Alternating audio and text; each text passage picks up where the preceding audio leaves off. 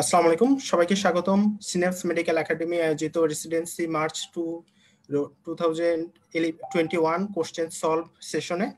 আজকে আমাদের topics anatomy এবং আমরা যথারীতি গত 2 দিন যাবত আমরা মার্চ 2021 সালের কোশ্চেনগুলো সলভ করছি এবং গত পরশুদিন প্যাথোলজি, গতকালকে ফিজিওলজি এবং এরই ধারাবাহিকতায় আজকে অ্যানাটমি কোশ্চেনগুলো সলভ করা হবে। তাহলে এখানে আমরা আজকে লাইভের মাধ্যমে কোশ্চেনগুলো সলভ করব। কারো যদি কোনো স্টেম নিয়ে কোনো কোশ্চেন থাকে তাহলে আপনারা এই কোশ্চেন সম্পর্কে আমাদেরকে জিজ্ঞেস করতে পারবেন এবং একই সাথে আপনারা চেষ্টা করবেন যারা লাইভে আছেন তারা এইখানে কোশ্চেনগুলো অ্যান্সার দেওয়ার। ঠিক আছে, তাহলে আমরা এমনভাবে সলভ করব, একটা কোশ্চেন আমরা দেখবো, ওই রিলেটেড কিছু ইম্পর্টেন্ট টপিকস আমরা ডিসকাশন করব, তারপরে আমরা কোশ্চেনের অ্যান্সার কি ওটা আমরা পরবর্তীতে দেখে নিব। তাহলে আজকে আমি আপনাদের সাথে আছি ডক্টর মুক্তারুল ইসলাম পলাশ। আমি এমএস রেসিডেন্ট হিসেবে আছি নিটোরে। তাহলে আমরা কোশ্চেন শুরু করে দিই এবং আমরা গত মার্চ 2021 সালের কোশ্চেনে যেটা দেখা গিয়েছে যে আমরা সবসময় বলে থাকি যে বিএসএমইর কোশ্চেনগুলো দেখা যায় যে অনেক সময় কোশ্চেন টপিকস থেকে কমন আসে, অনেক সময় কোশ্চেন হুবহু তুলে দেয়, বা অনেক সময় দেখা যায় কোশ্চেনগুলো স্যাররা ইম্পর্টেন্ট টপিকস থেকে দেয় কিছু নিউ টপিকস। ঠিক আছে, তাহলে এখানে আমরা বলেছি সাধারণত বলে থাকি যে একেবারে অ্যানাটমির ক্ষেত্রে অনেকেই দেখা যায় যে কোনো কিছু না পড়ে চলে যায়, ওইটা না করে যদি একটু ভালোভাবে পড়ে যায় বা একটু যদি টপিকসগুলো একটু দেখে যায় তবুও কিন্তু অনেক অ্যান্সার করা যায়। এবং গত মার্চ 2021 সালের কোশ্চেনেও এটাই দেখা গিয়েছে যে ম্যাক্সিমাম কোশ্চেন আসলে একেবারে কমন টপিকস থেকে আসছে। এখন আপনারা কোশ্চেনগুলো দেখবেন, দেখলে আপনারা বুঝবেন যে একেবারে বিএসএমইউর পরীক্ষার যে ইম্পর্টেন্ট টপিকসগুলো ওই টপিকসগুলো থেকে ম্যাক্সিমাম কোশ্চেন 90% কোশ্চেন ওই টপিকসগুলো থেকে আসছে। এই জন্য যারা একটু ভালোভাবে পড়েছিলেন তারা আমার মনে হয় 12টা কোশ্চেন আছে এখানে, 12টাতে 12 মার্কই বা মিনিমাম 10 মার্কও অনেকে কিন্তু কারেক্ট করতে পেরেছিলেন। তাহলে এটা কিন্তু যারা আপনারা আগামীতে ডিপ্লোমা পরীক্ষা দিবেন বা যারা সামনে রেসিডেন্সি পরীক্ষা দিবেন সবার জন্য খুব ইম্পর্টেন্ট হতে যাচ্ছে আজকের ক্লাসটা, কারণ এখান থেকেও দেখা যাবে কিছু টপিকস বা কিছু ইম্পর্টেন্ট কোশ্চেন একেবারে হুবহু পরীক্ষাতে কিন্তু চলে আসতে পারে। তাহলে সবাই একটু আপনারা ভালোভাবে খেয়াল করবেন এবং চেষ্টা করবেন অ্যাক্টিভলি পার্টিসিপেট করার ক্লাসের মধ্যে। তাহলে আমরা প্রথম কোশ্চেনটা দেখতে পাচ্ছি যে parts of bronchial tree which are supported by bronchus. ঠিক আছে, তাহলে which are supported by the cartilage. এখন এই কোশ্চেনটা একেবারে সিম্পল কোশ্চেন ছিল, এটা অনেকে কারো যদি না পড়াও থাকে তাহলে ম্যাক্সিমামই আসলে এই কোশ্চেনটা অ্যান্সার দেওয়ার মতো। তবে আমরা শুধুমাত্র একটা সিঙ্গেল কোশ্চেনই পড়বো না, আমরা সাথে সাথে কিছু ইম্পর্টেন্ট ইনফরমেশন গুলো পড়ে নিব, যেন একেবারে যদি এই কোশ্চেন না আসে আশেপাশে কোনো কোশ্চেন আসলে যেন আমাদের মিস না যায়। তাহলে আমরা একটু যেহেতু ব্রঙ্কিয়াল ট্রি থেকে কোশ্চেনটা এসেছিল এটা একটু আমরা দেখে নিই যে ব্রঙ্কিয়াল ট্রি সম্পর্কে কি কি কোশ্চেন আসতে পারে। তাহলে আমরা সবাই জানি যে আমাদের রেসপিরেটরি ট্র্যাক্ট এটাকে আমরা দুইটা ভাগে ভাগ করতে পারি, একটা হলো কন্ডাক্টিং জোন আর একটা হলো রেসপিরেটরি জোন। কন্ডাক্টিং জোনের কাজ হলো এয়ার কন্ডাকশন করা। তাহলে এটার মধ্যে কি কি আছে, এটার মধ্যে একেবারে যেখানে আমাদের নেজাল ক্যাভিটি থেকে শুরু করে দেখতে পাচ্ছি আমরা টার্মিনাল ব্রঙ্কিউল পর্যন্ত পুরোটাই হলো কন্ডাক্টিং জোন, মানে এখানে শুধুমাত্র গ্যাস কন্ডাকশন হয়। আর টার্মিনাল ব্রঙ্কিউলের পরে ঠিক থাকে হলো রেসপিরেটরি ব্রঙ্কিউল। তাহলে রেসপিরেটরি ব্রঙ্কিউল থেকে শুরু করে একেবারে শেষ পর্যন্ত মানে অ্যালভিওলাই পর্যন্ত এই অংশটার নাম হলো রেসপিরেটরি পোর্শন বা রেসপিরেটরি জোন, কারণ কি এখানে গ্যাসেস এক্সচেঞ্জ হয়। তাহলে আমরা জানলাম যে কন্ডাক্টিং জোন কতটুকু, এটা এগুলো কিন্তু স্পেসিফিক্যালি মনে রাখতে হবে। কন্ডাক্টিং জোন হলো আপ টু টার্মিনাল ব্রঙ্কিউল। ঠিক আছে, আর রেসপিরেটরি জোন কোথা থেকে শুরু হয়, তাহলে টার্মিনাল ব্রঙ্কিউলের ঠিক পরেই শুরু হয় রেসপিরেটরি ব্রঙ্কিউল, ওইখান থেকে একেবারে শেষ পর্যন্ত অ্যালভিওলাই পর্যন্ত এটা হলো রেসপিরেটরি জোন। এখন আমরা এখানে ছবির মাধ্যমে দেখতে পাচ্ছি যে এখানে ব্রঙ্কিউল আছে, তারপরে হলো টার্মিনাল ব্রঙ্কিউল, তার পরবর্তীতে শুরু হলো রেসপিরেটরি ব্রঙ্কিউল।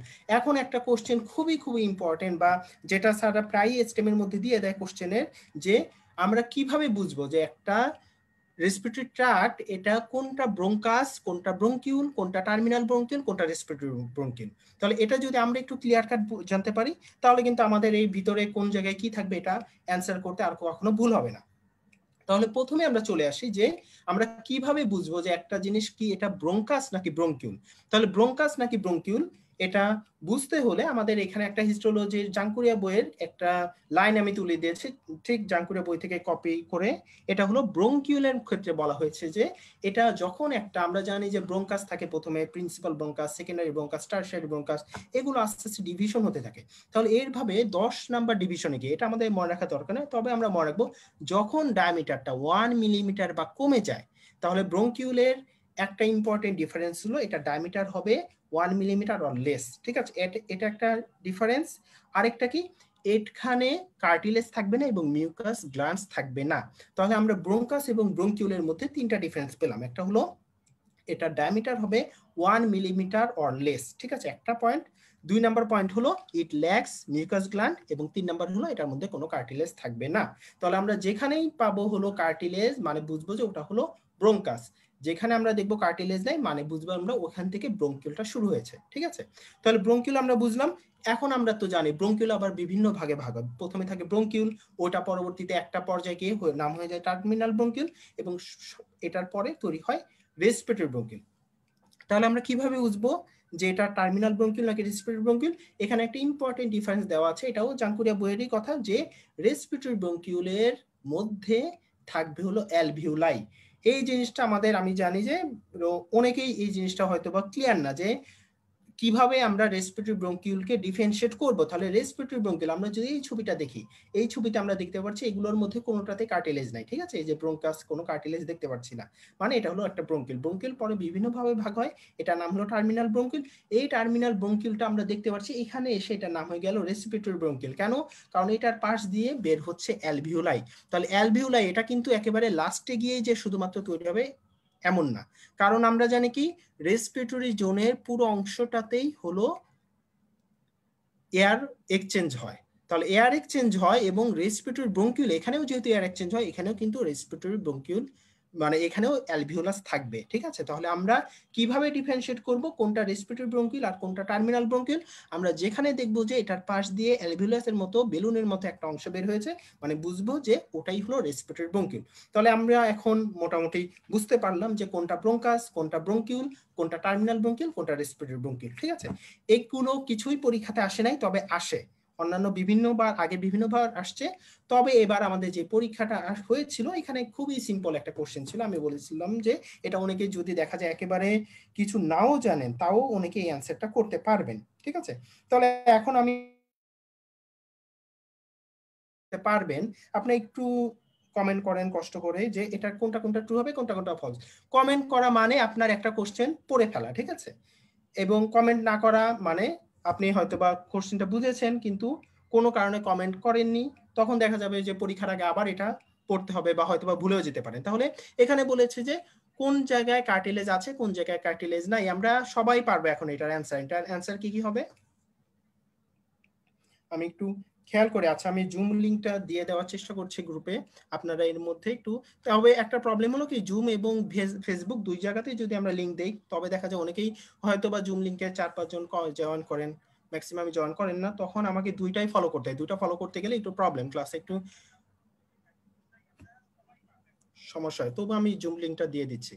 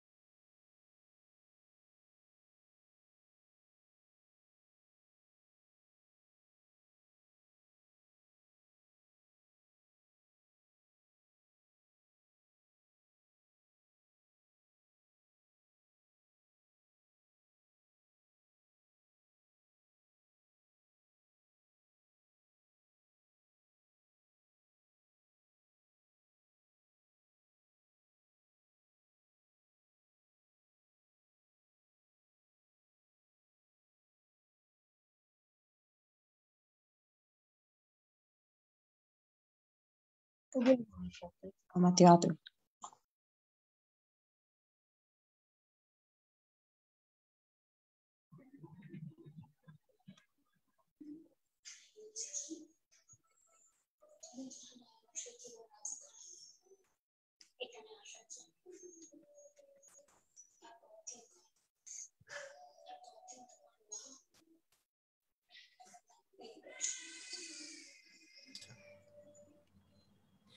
তাহলে আরো অনেকেই কানেক্টেড হয়েছেন, তারা কাইন্ডলি একটু মিউট করে রাখবেন নিজেদের, যখন কোনো কোশ্চেন অ্যান্সার করবেন বা কোনো কোশ্চেন থাকলে তখন শুধুমাত্র আনমিউট করে নেবেন, ঠিক আছে? তাহলে অনেকেই এখানে অ্যান্সার দিয়েছেন, doctor Khadija, doctor Fatema, doctor Tasmia, Tanzina, সবার অ্যান্সার ট্রু। কারণ আমরা এটা মোটামুটি সিম্পল কোশ্চেন ছিল যে এখানে কার্টিলেজ কোথায় আছে, মানে ব্রোঙ্কাস মানে এখানে কার্টিলেজ আছে, ব্রোঙ্কাস ছাড়া অন্য জায়গায় কার্টিলেজ থাকে না, ঠিক আছে?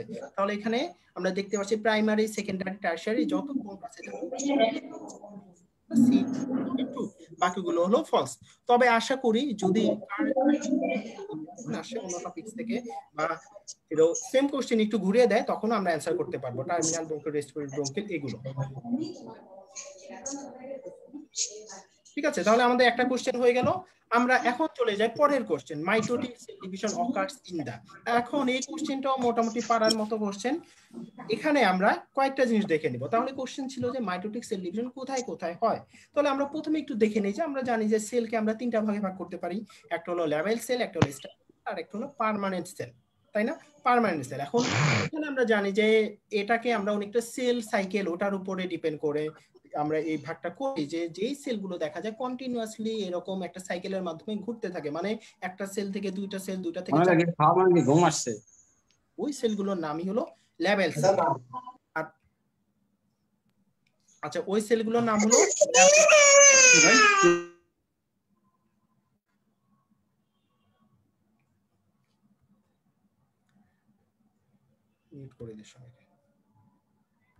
আচ্ছা, ওই সেলগুলোর নাম হলো ল্যাবেল সেল। আর স্টেবল সেল কোনগুলো? স্টেবল সেল হলো যেই সেলগুলো অনেক সময় দেখা যায় যে তারা ইউজুয়ালি ওরকম ভাগ হয় না, যখন কোনো কারণে দরকার হয় তখন এরা শুধুমাত্র ডিভিশন হয়। এদেরকে বলা হয় এরা গ্যাপ জিরো ফেজে গিয়ে রেস্টিং অবস্থায় থাকে যখন কোনো ধরনের দরকার হয়। যেমন আমরা জানি যে লিভারের সেলগুলো হেপাটোসাইট, এদেরকে অনেক সময় স্টেবল সেল বলা হয়, কারণ এরা একটা স্টেজে গিয়ে রেস্টিং অবস্থায় থাকে যখন দেখা যায় কোনো কারণে যদি লিভারে কোনো ড্যামেজ হয় বা কোনো কারণে লিভারের কোনো অংশ কেটে ফেলি তখন এরা আবার সেল ডিভিশন হতে থাকে। এরা হলো স্টেবল সেল। আরেকটা সেলকে আর কিছু সেল আছে এরা একেবারে বের হয়ে যায় সেল সাইকেল থেকে, এরা আর কখনো ডিভিশন হতে পারে না। যেমন আমরা কয়েকটা সেলের নাম জানি, যে তিনটা ইম্পর্টেন্ট সেল, ম্যাচিং নিউরন, তারপর হলো স্কেলেটাল মাসল এবং কার্ডিয়াক মাসল, এরা হলো একেবারে পার্মানেন্ট। আমরা কি দেখলাম? আমরা দেখলাম যে ল্যাবেল সেল এবং স্টেবল সেল এখানে সেল ডিভিশন হবে, কিন্তু পার্মানেন্ট সেল ওখানে সেল ডিভিশন হবে না। মানে আমরা ধরে নিতে পারি যে ম্যাচিউর নিউরন, তারপরে হলো কার্ডিয়াক মাসল, স্কেলেটাল মাসল, এগুলোতে সেল ডিভিশন হবে না। তাহলে এরপরে আমরা চলে যাই এই যে এই সেলগুলো যে সেল ডিভিশন হয় এটা কিভাবে হতে পারে? কিছু হতে পারে, আচ্ছা, কিছু হতে পারে মাইটোসিস, কিছু হতে পারে মিওসিস। এখন এখানে আমরা একটা লাইন শুধু মনে রাখবো যে কোন কোন জায়গায় মিওসিস হয়, ঠিক আছে? তাহলে মিওসিস কোন কোন জায়গায় হয় আমরা যদি দেখি যে স্পারমাটোজেনেসিস বা ওজেনেসিস, এখানে আমরা যদিও স্পারমাটোজেনেসিসটা দেখিয়েছি, এখানে একেবারে স্পারমাটোগোনিয়াম থাকে, ওইটা পরবর্তীতে মাইটোটিক ডিভিশন হচ্ছে। আমরা দেখতে পাচ্ছি যে স্পারমাটোগোনিয়াম একটা থেকে দুইটা হলো, এগুলো প্রথমে থাকে টাইপ এ স্পারমাটোগোনিয়াম, পরে টাইপ বি স্পারমাটোগোনিয়াম, এগুলো কন্টিনিউয়াস একটা মাইটোসিস ডিভিশন হতে থাকে। এরা হতে হতে যখন আলটিমেটলি প্রাইমারি স্পারমাটোসাইট তৈরি করে তখনই একমাত্র এখানে মিওসিস ডিভিশনটা শুরু হয়, ঠিক আছে? তাহলে আমরা মনে রাখবো যে অনলি বডির দুইটা সেলের ক্ষেত্রে মিওসিস ডিভিশন হয়, একটা মেলের ক্ষেত্রে প্রাইমারি স্পারমাটোসাইট এবং ফিমেলের ক্ষেত্রে প্রাইমারি ওসাইট, অন্য কোনো সেলে কিন্তু মিওসিস হয় না। তাহলে স্পারমাটোগোনিয়াম, টাইপ এ, টাইপ বি, কোনো প্রিমোর্ডিয়াল জার্ম সেল কোনোটাতেই মিওসিস হয় না, শুধুমাত্র দুইটা সেলের ক্ষেত্রে মিওসিস হয়। তাহলে আমরা কি জানলাম? আমরা জানলাম যে এখানে শুধুমাত্র ল্যাবেল এবং স্টেবল সেল এদের ক্ষেত্রে সেল ডিভিশন হয়, পার্মানেন্ট সেলে সেল ডিভিশন হয় না। এবং সেল ডিভিশন আবার দুই ধরনের, মাইটোসিস এবং মিওসিস। মিওসিস অনলি দুইটা সেলের ক্ষেত্রে হতে পারে, একটা হলো যে প্রাইমারি স্পারমাটোসাইট এবং প্রাইমারি ওসাইট, কিন্তু অন্যান্য বাকি যত সেল আছে সব সেলে হবে হলো মাইটোসিস, ঠিক আছে। আর আমরা এই আরেকটা জিনিস তো সবাই জানি যে প্রাইমারি স্পারমাটোসাইট এখান থেকে দেখতে পাচ্ছি যে ফার্স্ট মিওটিকের মাধ্যমে সেকেন্ডারি স্পারমাটোসাইট তৈরি হলো, পরে ওইখান থেকে আবার স্পারমাটিড হলো। স্পারমাটিড কি? স্পারমাটিডে আর কোনো ধরনের কোনো কিছু হয় না, এরা পরবর্তীতে ইজাকুলেশনের মাধ্যমে বাইরে বের হয়ে আসে, ঠিক আছে। এখানে কোনো ধরনের, তাহলে প্রাইমারি স্পারমাটোসাইট এটা হলো মেয়োসিস হয়, পরবর্তীতে আর এগুলোতে কোনো ধরনের সেল ডিভিশন মানে ম্যাচিওর স্পার্ম এগুলোতে আর কোনো ধরনের সেল ডিভিশন হয় না, এগুলো আমরা সবাই জানি। তাহলে এই কোশ্চেনটাও সিম্পল কোশ্চেন ছিল। আমরা বলেছি যে মার্চ 2021 সালের কোশ্চেনগুলো অ্যানাটমি কোশ্চেনগুলো মোটামুটি সিম্পলের মধ্যে কোশ্চেন ছিল এবং ম্যাক্সিমাম অ্যান্সার দেওয়ার মতো। তাহলে আমরা এখন একটু এটা অ্যান্সার দিই যে মাইটোসিস সেল ডিভিশন কোথায় কোথায় হতে পারে, ঠিক আছে। তাহলে এটা অ্যান্সার কি হবে, কি মনে হচ্ছে এটা কোথায় কোথায় কোথায় মাইটোসিস হতে পারে? Melanocyte, oogonium, primordial germ sell.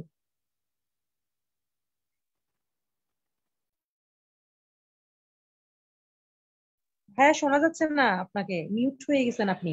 ও আমি মিউট হয়ে গেছি না, আচ্ছা ঠিক আছে।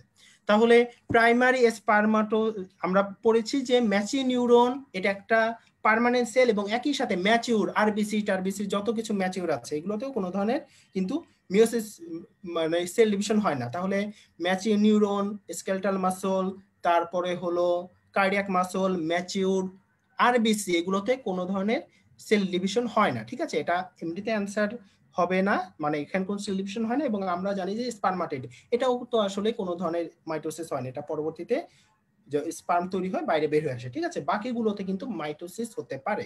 তাহলে এখানে এ, সি এবং ডি এই তিনটা হলো ট্রু এবং বাকিগুলো ফলস। তাহলে এরকম যে অনেক সময় স্যাররা তো সবকিছু দিয়ে দিবেন, একেবারে হুবহু কোশ্চেন দিবেন, অনেক সময় দেখা যায় যে একটু চেঞ্জ করে দেয়। চেঞ্জ করে দিলেও আমি আশা করি এখন সবাই অ্যান্সার দিতে পারবেন যে যে মাইটোসিস কোথায় হয়, মিওসিস কোথায় হয়, কোথায় কোনো সেল ডিভিশন হয় না, যেটাই আসুক আমরা আশা করি সবাই অ্যান্সার করতে পারবো, ঠিক আছে। তাহলে আমরা চলে যাই আমাদের নেক্সট কোশ্চেন। নেক্সট কোশ্চেন ছিল আর্টিকুলার কার্টিলেজ। তাহলে আমরা জানি যে এরকম হিস্টোলজির মধ্যে বোনস, জয়েন্টস এখান থেকে প্রতিবারই কিছু না কিছু কোশ্চেন আসে। তাহলে এবার একটা কোশ্চেন এসেছিল, সেটা হলো আর্টিকুলার কার্টিলেজ সম্পর্কে। তাহলে আমরা একই রকম ভাবে একটু পড়ে আসি যে কার্টিলেজ কি কি আছে। তাহলে কার্টিলেজ বডিতে আছে 3 ধরনের। হ্যাঁ, আমাদের সাথে এখানে ডক্টর ফাতেমা কবিতা, ডক্টর অনন্যা সরকার দুইজনই আনসার দিয়েছিলেন। আমরা একটু মিলে নেই যে হ্যাঁ ACD2, ঠিক আছে, আপনাদের অ্যান্সার ঠিক আছে এবং আশা করি আপনাদের সবার অ্যান্সার ঠিক হবে আজকে, কারণ আমরা কোশ্চেনগুলো সহজ ছিল এবং আশা করি আমরা যেহেতু একটু ডিটেলসে পড়ছি এখানে কোশ্চেন ভুল হওয়ার সম্ভাবনা কম, ঠিক আছে। তাহলে এরপরে দেখতে পাচ্ছি আমরা কার্টিলেজ সম্পর্কে। তাহলে 3 ধরনের কার্টিলেজ আমরা জানি যে একটা হলো হায়ালিন কার্টিলেজ, সবচেয়ে বেশি থাকে হায়ালিন কার্টিলেজ, তারপরে হলো ইলাস্টিক কার্টিলেজ এবং আরেকটা হলো ফাইব্রো কার্টিলেজ, ঠিক আছে। এখন এটা একটা জাঙ্কুরিয়া ছবি, এখানে আমরা দেখতে পাচ্ছি যে ব্লু কালারের যেগুলো এগুলো হলো আর হায়ালিন কার্টিলেজ, যেগুলো এরকম পার্পল কালার এরা হলো ইলাস্টিক কার্টিলেজ, আর একটা হলো ফাইব্রো কার্টিলেজ। এখন পরীক্ষাতে স্যাররা ইউজুয়ালি সবচেয়ে কমন যে কোশ্চেনটা করে ওটা হলো যে আমাদের কার্টিলেজ কোনটা কোথায় থাকে, ঠিক আছে, কোন জায়গায় ইলাস্টিক কার্টিলেজ থাকে, কোন জায়গায় ফাইব্রো কার্টিলেজ, এটা হলো মোস্ট কমন কোশ্চেন। এটা আমরা সবাই পড়ে ফেলেছি বা আমরা সবাই জানি, এটা আমরা আজকে ডিসকাশন করব না।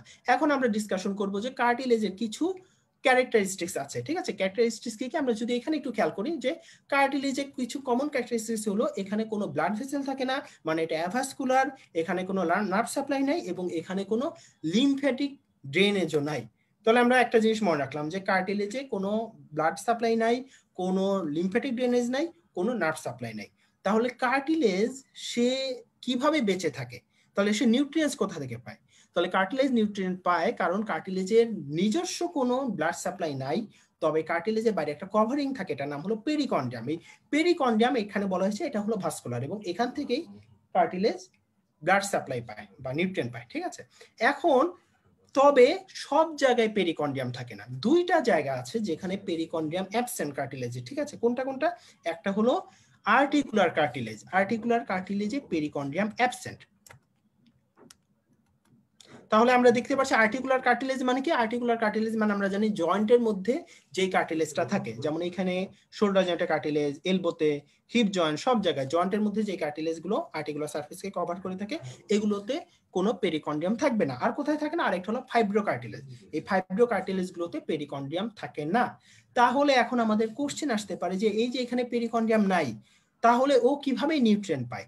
ও নিউট্রিয়েন্ট পায়, কারণ আমরা দেখতে পাচ্ছি যে কার্টিলেজ গুলো থাকে হলো এই আর্টিকুলার কার্টিলেজ, এরা থাকে জয়েন্টের মধ্যে। তাহলে জয়েন্টের মধ্যে যেহেতু থাকে ওখানে কিছু সাইনোভিয়াল ফ্লুইড থাকে, আমরা জানি এই সাইনোভিয়াল ফ্লুইডের মাধ্যমে সে নিউট্রিয়েন্ট পায়, ঠিক আছে। এবং আশেপাশে কিছু ব্লাড ভেসেল থাকলে ওইখান থেকে ডিফিউশনের মাধ্যমে কিছু ব্লাড সাপ্লাই সে পেতে পারে। তাহলে আমরা কি কি জানলাম? আমরা জানলাম যে কার্টিলেজে blood supply, lymphatic drainage, nerve supply কিছুই নাই, তবে কার্টিলেজের বাইরে পেরিকন্ডিয়াম থাকে, এটা ভাস্কুলার, এই জন্য কার্টিলেজ নিউট্রিয়েন্ট এখান থেকে পায়। তবে দুইটা এক্সেপশন আছে, একটা হলো ফাইব্রো কার্টিলেজ এবং আর্টিকুলার কার্টিলেজ, এখানে কোনো ধরনের পেরিকন্ডিয়াম নাই। তাহলে এরা কোথা থেকে পায়? এটা পায় হলো এরা যেহেতু জয়েন্টের মধ্যে থাকে, জয়েন্টের ওইখান থেকে সাইনোভিয়াল ফ্লুইড থেকে এরা নিউট্রিয়েন্ট গুলো পায়, ঠিক আছে। তাহলে আমরা মোটামুটি এগুলো এতটুকু জানলাম। তাহলে পেরিকন্ডিয়াম কোথায় কোথায় অ্যাবসেন্ট? পেরিকন্ডিয়াম দুইটা জায়গায় অ্যাবসেন্ট, একটা হলো ফাইব্রো কার্টিলেজ আর একটা হলো আর্টিকুলার হাইলেন কার্টিলেজ। এটা একটা। আরেকটা কোশ্চেন অনেক সময় আসে, আমরা জানি যে কার্টিলেজের মধ্যে টাইপ 2 কোলাজেন ফাইবার থাকে, ঠিক আছে।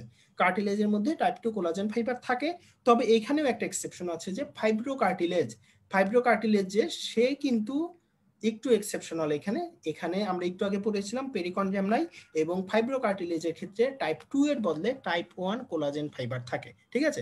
তাহলে আমরা এই কয়টা যদি অপশন মনে রাখি যে কার্টিলেজে কি কি কমন ক্যারেক্টারিস্টিক্স আছে, কার্টিলেজগুলোর ডিস্ট্রিবিউশন কোথায় কোথায়, এবং কোলাজেন ফাইবার কোনটা কোথায় থাকে, আর একটা হলো পেরিকন্ডিয়াম কোথায় থাকে কোনখানে থাকে না, এই কয়টা কোশ্চেন থাকলে এখান থেকেই দেখা যায় ম্যাক্সিমাম ক্ষেত্রে স্যাররা ঘুরে ফিরে এই জায়গা থেকেই কোশ্চেন গুলো তুলে দেয়, ঠিক আছে। তাহলে আমরা এবার একটু কোশ্চেনটা সলভ করার চেষ্টা করি। দ্য আর্টিকুলার কার্টিলেজ, এখানে আমরা একটু চিন্তা ভাবনা করে অ্যান্সার দেই। তাহলে কি মনে হচ্ছে প্রথমটা? ট্রু। হ্যাঁ, প্রথমটা ট্রু, ঠিক আছে। তাহলে অ্যাভাস্কুলার, আমরা জানি কার্টিলেজ অ্যাভাস্কুলার, কিন্তু ওটার বাইরে পেরিকন্ডিয়াম থাকে, ওইখান থেকে ইউজুয়ালি কার্টিলেজ গুলো, তবে এটা হলো আর্টিকুলার কার্টিলেজ বলেছে, তাহলে আর্টিকুলার কার্টিলেজ অ্যাভাস্কুলার, এটা হলো true. 2 number, gets it nutrition from the synovial fluid, এটা কি হবে? ট্রু। ট্রু। এটাও ট্রু, ট্রু হবে। এটাও ট্রু, আমরা একটু আগে পড়েছি, এটাও ট্রু। 3 নাম্বার হলো হ্যাজ রিচ নার্ভ সাপ্লাই, এটা ফলস। ফলস পড়েছি। কার্টিলেজে blood supply, nerve supply, lymphatic drainage কোনো কিছুই নাই, ঠিক আছে। তাহলে সি নাম্বার হবে false. D number is covered by perichondrium, false. True হবে। ট্রু এটা। পেরিকন্ডিয়াম দিয়ে কভার থাকে, আর্টিকুলার কার্টিলেজ ফলস। হ্যাঁ এটা ফলস, ঠিক আছে। আমরা পড়েছিলাম কার্টিলেজে পেরিকন্ডিয়াম ইউজুয়ালি থাকে অনলি দুইটা জায়গায়, থাকে না। কোন কোন জায়গায়? একটা হলো ফাইব্রো কার্টিলেজ আর একটা আর্টিকুলার আর কার্টিলেজ, ফাইব্রো, ঠিক আছে। হ্যাঁ, তাহলে এই জায়গায় পেরিকন্ডিয়াম থাকে না, এটা হলো ফলস। লাস্টেরটা হলো has no capacity of regeneration, এটা আমরা হ্যাঁ এটা আমরা ট্রু দিব, কারণ কি বইয়ে বলা আছে কি, বইয়ে বলা আছে যে ইউজুয়ালি কার্টিলেজ গুলোর মধ্যে তো দেখা যায় কন্ড্রোসাইট এগুলো থাকে, তবে কার্টিলেজের বাইরে থাকে পেরিকন্ডিয়াম, ওইখানে থাকে হলো কিছু ব্লাড ভেসেল থাকে, কিছু কন্ড্রোব্লাস্ট থাকে। কার্টিলেজে কোনো ধরনের যদি ড্যামেজ হয় তখন ওই পেরিকন্ডিয়াম থেকে অনেক সময় কার্টিলেজটা হিলিং হতে পারে, ঠিক আছে।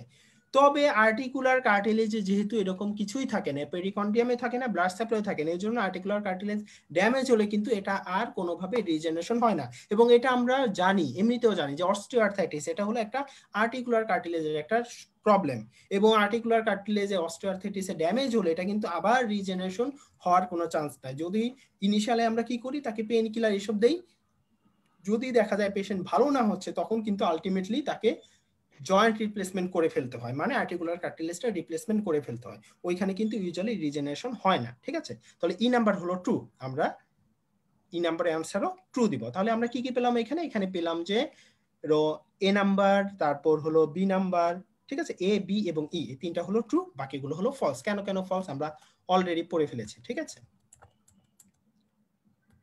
এখন চলে আসি আমরা, আরেকটা কোশ্চেন ছিল veins draining into the coronary sinus. এখন এখানে আমরা কিন্তু পড়ানোর সময় বা আমরা যখন গত বছর এরকম হার্টের যখন পড়াতাম, হার্ট সম্পর্কে আমরা বলেছিলাম যে হার্টের কয়েকটা ইম্পর্টেন্ট, সবচেয়ে ইম্পর্টেন্ট যদি আমরা বলি সেটা হলো করোনারি আর্টারি সাপ্লাই, ঠিক আছে, এটা একটা। আরেকটা হলো ভেনাস ড্রেনেজ। এখন ভেনাস ড্রেনেজের ক্ষেত্রে আমরা তো জানি যে হার্টের সে নিজস্ব কিছু ভেনাস ব্লাড তৈরি হয়, এদেরকে আবার ভেনাস ড্রেনেজের মাধ্যমে রাইট অ্যাট্রিয়ামে পৌঁছাতে হয়, ঠিক আছে। তাহলে এখানে আমরা দেখতে পাচ্ছি যে হার্টের পিছনে যে অনেকগুলো ভেন থাকে, বিভিন্ন ভেন, গ্রেট কার্ডিয়াক ভেন, তারপর হলো middle cardiac vein, small cardiac vein, এবং এরা আলটিমেটলি সবাই গিয়ে হার্টের এই যে পিছনের দিকে একটা বড় একটা ভেনের মধ্যে এসে ড্রেন করে, এটার নাম হলো করোনারি সাইনাস, ঠিক আছে, করোনারি সাইনাস। তাহলে আমরা এখানে একটু খেয়াল করবো যে করোনারি সাইনাস কি, এটা একটা হলো যে হার্টের যত ভেন আছে এরা একসাথে একটা বড় একটা ভেনে এসে মিলিত হয়, অংশটার নাম হলো করোনারি সাইনাস। এবং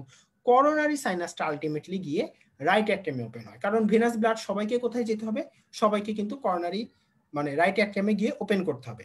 তাহলে আমরা একটা শব্দে যদি মনে রাখি হার্টের ভেনাস ড্রেনেজ, তাহলে হার্টের ভেনাস ড্রেনেজ হলো অল করোনারি ভেইনস বা all cardiac veins drain into coronary sinus except two.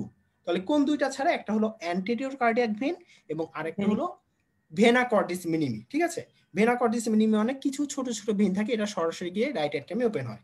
তাহলে আমরা আবার একটু বলি যে হার্টের ভেনাস ড্রেনেজ আমরা একটা শব্দে বা একটা সেন্টেন্সের মাধ্যমে আমরা মনে রাখতে পারি, সেটা হলো all cardiac veins drain into coronary sinus. তাহলে আমরা দেখতে পাচ্ছি এই যে এখানে অবলিক ভেন, তারপর কি গ্রেট কার্ডিয়াক ভেন, এই যে গ্রেট কার্ডিয়াক ভেন, তারপর হলো মিডল কার্ডিয়াক ভেন, এরকম অনেকগুলো ভেন আছে, অনেক গ্রেট, মিডল, স্মল, অবলিক, এরকম বিভিন্ন ধরনের ভেন আছে।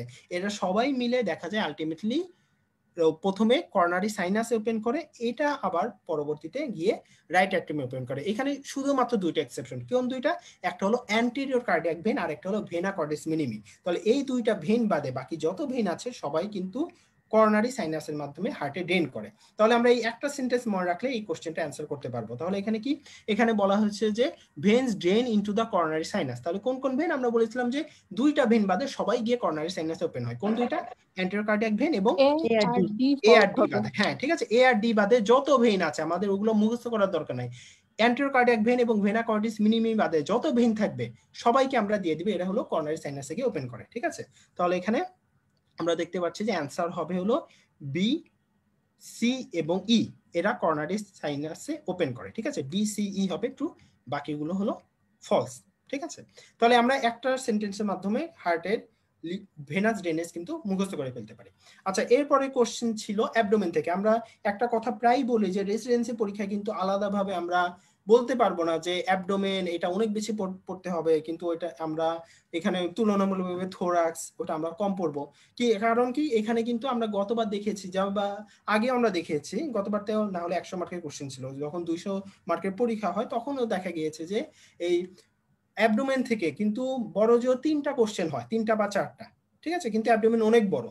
তাহলে আমরা কিন্তু অ্যাবডোমেন খুব বেশি পড়ে বা আমরা শুধু অ্যাবডোমেনই পড়লাম অন্য কোনো কিছু পড়লাম না, সেক্ষেত্রে যে আমরা খুব বেশি গেইনার হয়ে যাবে এমন কিন্তু না। কারণ কি? এখান থেকে কোশ্চেন যদি অনেক বড় টপিকস, কোশ্চেন কিন্তু তুলনামূলকভাবে কম আসে।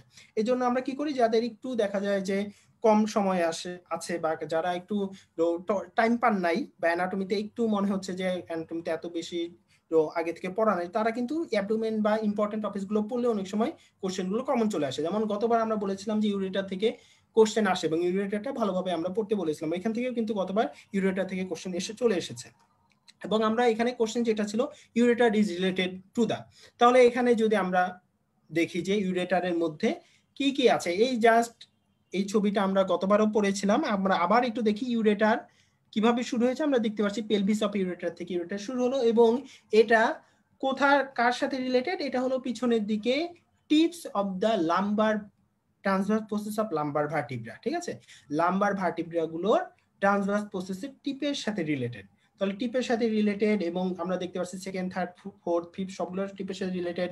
আলটিমেটলি এখানে এটা স্যাক্রোইলিয়াক জয়েন্ট, এখান দিয়ে এটা নিচের দিকে নেমে গেল। ঠিক আছে, নেমার পরে এটা কোথায় চলে গেল? এটা হলো যে ইসচিয়াল স্পাইন, এই বরাবর এসে এটা মিডিয়ালি মানে এটা ট্রু পেলভিসে ঢুকে গেল। ট্রু পেলভিসে ঢোকার পরে আমরা সবাই জানি যে এটা আলটিমেটলি যে ব্লাডারে ওপেন করে। ঠিক আছে, এটা কেন ইম্পর্টেন্ট? এটা ইম্পর্টেন্ট এই কথাটা আমরা বলেছিলাম যে আমরা ইউজুয়ালি ক্লাসে বলি যে এটা ইম্পর্টেন্ট কারণ এটার মাধ্যমে আমরা কোন একটা পেশেন্টে ইউরেটারে কোনো স্টোন আছে কিনা এটা কিন্তু খুব ইজিলি ডায়াগনোসিস করতে পারি। একটা পেশেন্টের ইউরেটারে স্টোন বা রেনাল স্টোন আমি তো পুরো অ্যাবডোমেন তার খুঁজবো না। আমি যদি এখন স্টোন আছে আমি ভেবে যদি পেশেন্টের পুরা খুঁজতে থাকি বিভিন্ন জায়গায় অ্যাবডোমেনের, এইভাবে কিন্তু আমরা কখনো খুঁজে পাবো না। এই জন্য আমাদের কিভাবে হবে?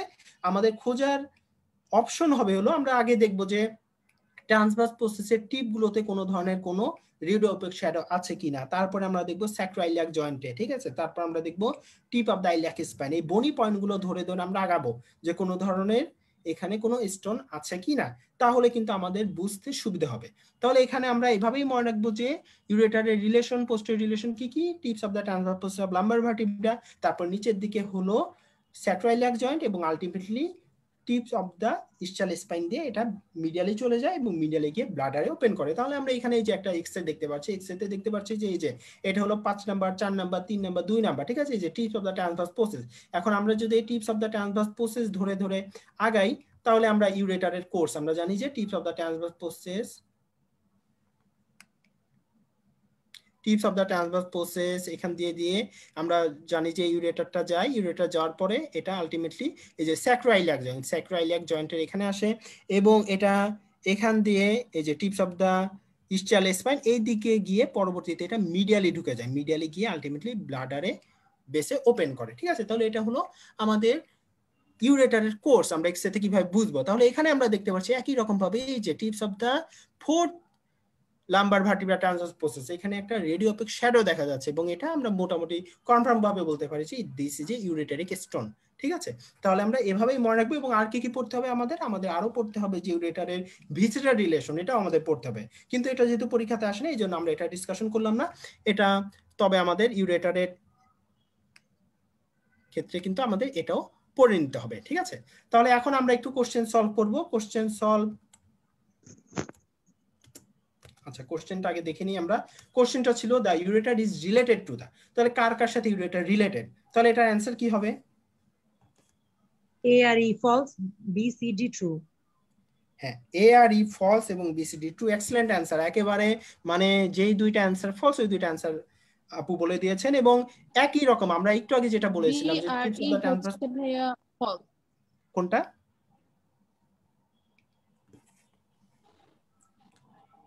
বি, সি আর হচ্ছে ডি, এই তিনটা হচ্ছে ভাইয়া ট্রু হবে। হ্যাঁ, এই তিনটা ট্রু, বাকিগুলো ফলস। ঠিক আছে, তাহলে একটা অপশন ছিল যে অ্যান্টোসোপাইলিয়াক স্পাইন, অ্যান্টোসোপাইলিয়াক স্পাইন যে ফলস হবে এটা তো আমাদের কারোই হলো কোনো ভুল হবে। এই যে অ্যান্টোসোপাইলিয়াক স্পাইন থাকে একেবারে এই বরাবর, ঠিক আছে, একেবারে এই বরাবর থাকে, এখানে যদিও ছবিটা পুরোপুরি আসেনি, তাহলে এটা ফলস হবে। আর একটা হলো ইসচিয়াল টিউবারসিটি, কোথায় ইসচিয়াল টিউবারসিটির নিচে, এত দূর তো ইউরেটার যায় না। ঠিক আছে, তবে আমরা এগুলো কিন্তু অনেক সময় কমন সেন্স থেকে অ্যান্সার দিতে পারি আমাদের রেসিডুয়াল থেকে। আর তবে সবচেয়ে ভালো হয় আমরা যদি একেবারে ক্লিন কাট অ্যান্সারটা আমরা মনে রাখি, তাহলে আমরা দেখতে পেলাম যে এখানে বি, সি এবং ডি এই তিনটা হলো ট্রু। ঠিক আছে, এবং এ এবং ই এই দুইটা হলো ফলস। তাহলে আশা করি আমরা এরকম কোশ্চেন যদি আরো আসে নেক্সট ডে তাহলে আমরা, এবং ইউরেটার আসবে, ঠিক আছে, ইউরেটার থেকে কোশ্চেন আসেই। এরপর একটা কোশ্চেন ছিল আর্টস প্যারালাইসিস, তাহলে ব্রাকিয়াল প্লেক্সাস এবং রিলেটেড ইনজুরি, এটা আমরা বলে থাকি যে পরীক্ষাতে আপার লিম্ব সম্পর্কে একটা কোশ্চেন আসলে সেটাই ব্রাকিয়াল প্লেক্সাস থেকে আসার সম্ভাবনাই 90%। এবং গতবারও দেখা গিয়েছে যে এই ব্রাকিয়াল প্লেক্সাস রিলেটেড কোশ্চেনটাই ছিল যে আর্টস প্যালসি বা আর্টস প্যারালাইসিস। তাহলে আমরা একটু দেখে আসি যে আগে আর্টস প্যালসি কি জিনিস। আর্টস প্যালসি আমরা এটা যদি ব্রাকিয়াল প্লেক্সাস বলি, আমরা জানি যে এখানে কিছু রুট থাকে, তারপরে কি রুটগুলো মিলে পরবর্তীতে তৈরি করে হলো trunk, upper trunk, middle trunk, lower trunk, তারপরে এরা মিলে ডিভিশন, পরবর্তীতে কর্ড এবং ব্রাঞ্চেস। ইউজুয়ালি দেখা যায় এখানে কি কি কর্ড আছে, ব্রাঞ্চ আছে, এগুলো থেকে কোশ্চেনগুলো আসে। আরেকটা কি আমরা মনে রাখবো, আরেকটা মনে রাখবো যে এখানে দুইটা ট্রাঙ্ক আছে, একটা হলো আপার ট্রাঙ্ক এবং আরেকটা হলো মিডল ট্রাঙ্ক। ঠিক আছে, এই আপার ট্রাঙ্কের এই অংশটার নাম হলো আর্টস পয়েন্ট, আরেকটা হলো লোয়ার ট্রাঙ্ক। তাহলে কোশ্চেন প্রায়ই আসে যে কোন ট্রাঙ্কের ইনজুরি হলে কি ধরনের প্রবলেম হবে। ঠিক আছে, তাহলে আপার ট্রাঙ্কের ইনজুরি হলে ওটাকে আমরা বলি আর্টস প্যালসি, আপার ট্রাঙ্কের ইনজুরি হলে ওটাকে আমরা বলি আর্টস প্যালসি। ঠিক আছে, তাহলে আমরা মনে রাখবো আর্টস প্যালসি। তাহলে আর্টস প্যালসি আর নিচেরটার ইনজুরি, লোয়ার ট্রাঙ্কের ইনজুরি, ওটাকে আমরা বলি ক্লামকিস প্যালসি। হ্যাঁ, ক্লামকিস প্যালসি। এটা অনেকেই দেখা যায়, এটা আসলে মনে রাখা অনেকেরই মনে থাকে, মাঝে মাঝে একটু ভুল হয়ে যেতে পারে, অনেকে ভুলে যায় যে আপার ট্রাঙ্কে হলে কি আর্টস নাকি আপার ট্রাঙ্কে হলো ক্লামকিস। তাহলে আমরা মনে রাখবো আপার ট্রাঙ্কে হলো আর্টস। তাহলে অ্যালফাবেটিক্যালি আমরা যদি চিন্তা করি ই হলো আগে, কে হলো পিছনে। ঠিক আছে, তাহলে ই নাম্বার এটা হলো আর্টস প্যালসি এবং পরের দিকে যেটা পিছনের দিকে এটা হলো লোয়ার ট্রাঙ্কের ইনজুরি। তাহলে এটা আমরা জানলাম। এখন আমরা চলে যাই যে আমাদের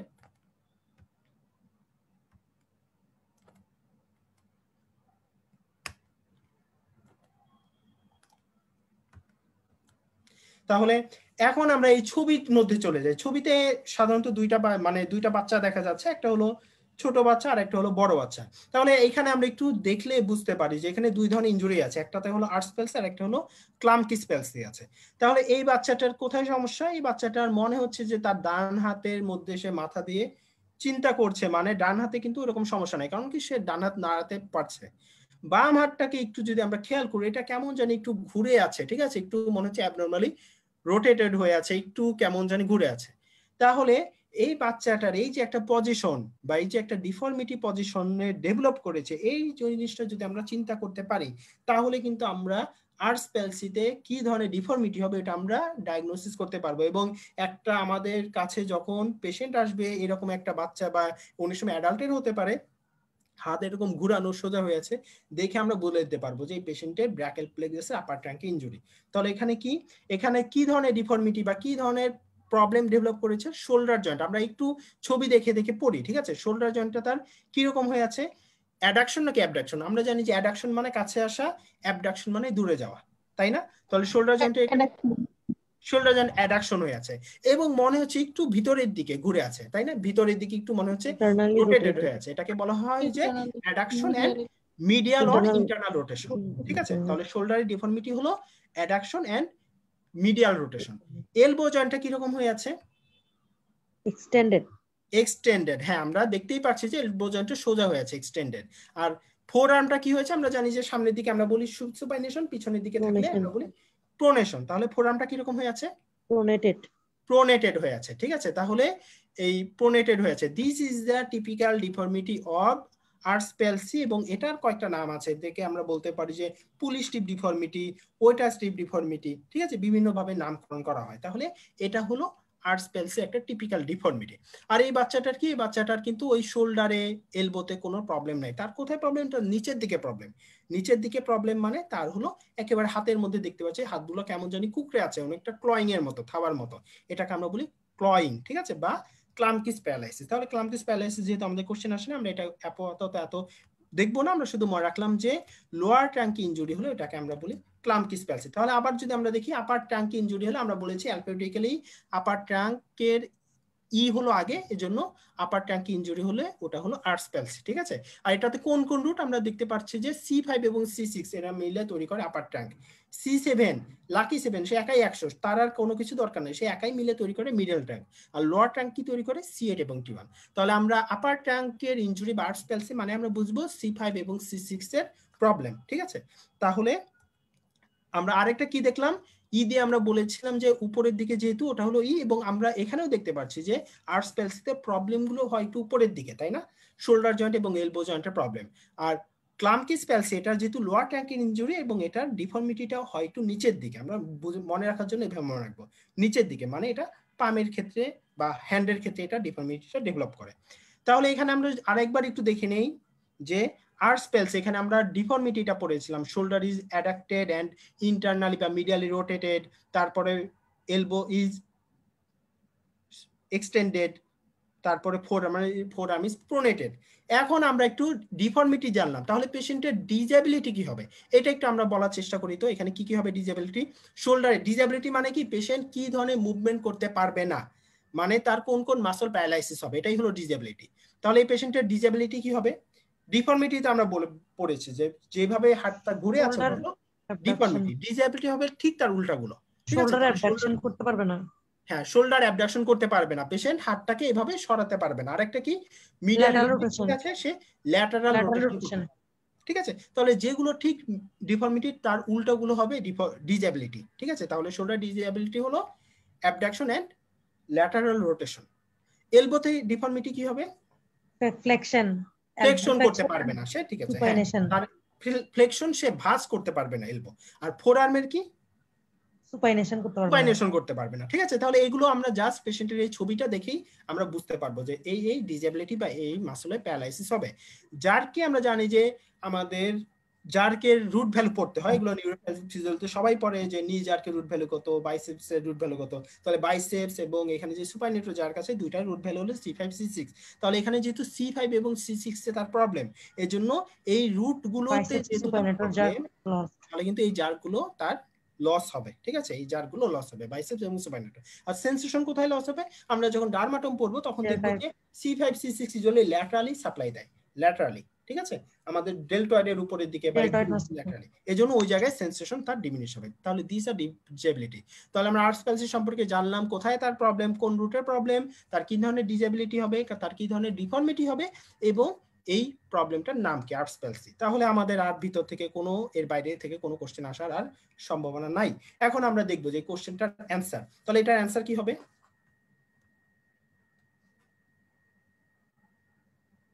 A true, ট্রু B হবে, false, B true, B false, medial elbow supinated true, true, sorry false, B C C এটা false, ফলস একটু হবে, চিন্তা করে অ্যান্সার দিতে হবে, ঠিক আছে? D এটা true, যেহেতু আমাদের ডিসএবিলিটি A এবং D ডিফর্মিটি true, দুটো একটু রিলেটেড, মানে একটা ঠিক উল্টা অ্যান্সার দেওয়ার সময় একটু খেয়াল করে অ্যান্সার দিলে আমরা এগুলো ভুল করবো। আমরা সবাই বুঝেছি, কিন্তু জাস্ট একটু অ্যান্সার দেওয়ার সময় একটু বুঝে অ্যান্সার দিব। তাহলে এই নাম্বার যে ট্রু, এটা সবাই জানি, A আমরা আর সবাই D, ট্রু বলেছি। হবে। A আর D true, আর বাকিগুলো false। তাহলে হ্যাঁ, একজন বলেছেন যে এ এবং ডি ট্রু, বাকিগুলো ফলস। তাহলে আমরা একটু মিলাই। এ নাম্বার যে ট্রু, এ এটা আর আমরা ডি সবাই ট্রু। জানি। বি নাম্বার কি বলেছে? Paralysis of the medial rotator of the shoulder. তাহলে আমরা কি পড়েছি? শোল্ডারটা তার মিডিয়ালি রোটেটেড হয়ে থাকে। তার যদি প্যারালাইসিস হয়ে যেত এই মাসলগুলো, তাহলে কি সে রোটেটেড করতে পারতো বা রোটেটেড না, হতে পারতো? মিডিয়াল রোটেশন থাকতো না, না, তখন ঠিক ল্যাটারাল আছে? রোটেশন থাকতো। হ্যাঁ, তাহলে এটা তার ল্যাটারাল রোটেটরের প্রবলেম বা প্যারালাইসিস, ঠিক আছে? এটা হলো মিডিয়াল রোটেটরে তার প্রবলেম নাই। তাহলে বি নাম্বার হলো false. False. C number, elbow supinated. আমরা কি পড়েছি? যে ফলস, এলবোটা প্রোনেটেড। প্রোনেটেড হয়ে থাকে, হ্যাঁ, উল্টা হয়ে থাকে। তাহলে সি নাম্বারও ফলস। ডি নাম্বার আমরা ওই যে ঠিক একটু আগে বলেছি যে আর্মটা এটা ট্রু। মিডিয়াল রোটেটেড হয়ে থাকে, ডি নাম্বার হলো ট্রু। লাস্টেরটা কি বলেছি? Loss of sensation on the deltoid medial muscle, and, lateral. হ্যাঁ, medial and medial side of the arm and forearm. এটা হলো ফলস, আমরা পড়লাম একটু আগে, এবং আমরা যখন ডার্মাটম পড়বো তখন এটা আমাদের আরো ক্লিয়ার হবে। কারণ ল্যাটারাল সাইডটা লস ল্যাটারাল সাইডে এগুলো প্রবলেম হয়, মিডিয়াল সাইডে কোনো প্রবলেম হয় না, ঠিক আছে? তাহলে আমাদের হ্যাঁ এটাও ট্রু। তাহলে হ্যাঁ, ডক্টর ফাতেমা কবিতা অ্যান্সার ঠিক আছে। আমাদের এ এবং ডি হলো ট্রু, বাকি সবগুলো হলো ফলস, ঠিক আছে? তাহলে আমরা একটু ডিটেলসে পড়ছি, কারণ কি আমরা একেবারে শুধুমাত্র কোশ্চেন অ্যান্সার ট্রু ফলস বলে গেলে একেবারে তাড়াতাড়ি শেষ হয়ে যাবে, এভাবে পড়ে আসলে লাভ নেই। আমরা এইভাবে একটু পড়ছি যেন এই রিলেটেড কোনো কোশ্চেন আসলে যেন মিস না হয় পরবর্তীতে, ঠিক আছে? তাহলে এ এবং ডি ট্রু, বাকিগুলো সব ফলস। তাহলে আমরা এর পরের কোশ্চেন চলে যাই, injury of the common peroneal nerve. তাহলে এটাও খুবই কমন একটা কোশ্চেন বা কমন টপিকস পরীক্ষার জন্য, যে ফুটের মাসলগুলো বা এই নার্ভের ইনজুরিগুলো। তাহলে এখানে বলা ছিল যে কমন পেরিনিয়াল নার্ভের প্রবলেম হলে তার কি কি প্রবলেম হবে। তাহলে কমন পেরিনিয়াল নার্ভ কোথা থেকে আসে? তাহলে কমন পেরিনিয়াল নার্ভ যদি আমরা চিন্তা করি, এটা আমরা জানি যে স্যাটিক নার্ভ। স্যাটিক নার্ভের নাম তো আমরা সবাই শুনেছি। এটা পপলিটিয়াল ফোসার আপার বর্ডারে এসে দুইটা ভাগে ভাগ হয়ে যায়, একটা হলো কমন পেরিনিয়াল আর একটা হলো টিবিয়াল নার্ভ, ঠিক আছে? তাহলে স্যাটিক নার্ভ যেটা, সেটা পপলিটিয়াল ফোসার আপার বাউন্ডারিতে এসে দুইটা ব্রাঞ্চে ভাগ হয়, একটা হলো টিবিয়াল নার্ভ আর একটা হলো কমন পেরিনিয়াল নার্ভ বা সিপিএন। এই কমন পেরিনিয়াল নার্ভ আমরা দেখতে পাচ্ছি সে ল্যাটারালি চলে আসলো, ল্যাটারালি এসে সে এই যে ফিবুলার হেড, ফিবুলার হেডের এখানে এসে দুইটা ভাগে ভাগ হয়, একটা হলো ডিপ পেরিনিয়াল আর একটা হলো সুপারফিশিয়াল পেরিনিয়াল। তাহলে ডিপ পেরিনিয়াল সে কোথায় চলে যাবে? সে চলে যাবে আমাদের লেগের সামনের দিকে, অ্যান্টেরিয়র কম্পার্টমেন্টে, এবং ওইখানে যত মাসল আছে ওদেরকে সাপ্লাই দিবে। আর সুপারফিশিয়াল পেরিনিয়াল নার্ভ সে কোথায় যাবে? সে যাবে ল্যাটারাল কম্পার্টমেন্টে, ওইখানে গিয়ে যত মাসল আছে ওদেরকে সাপ্লাই দিবে।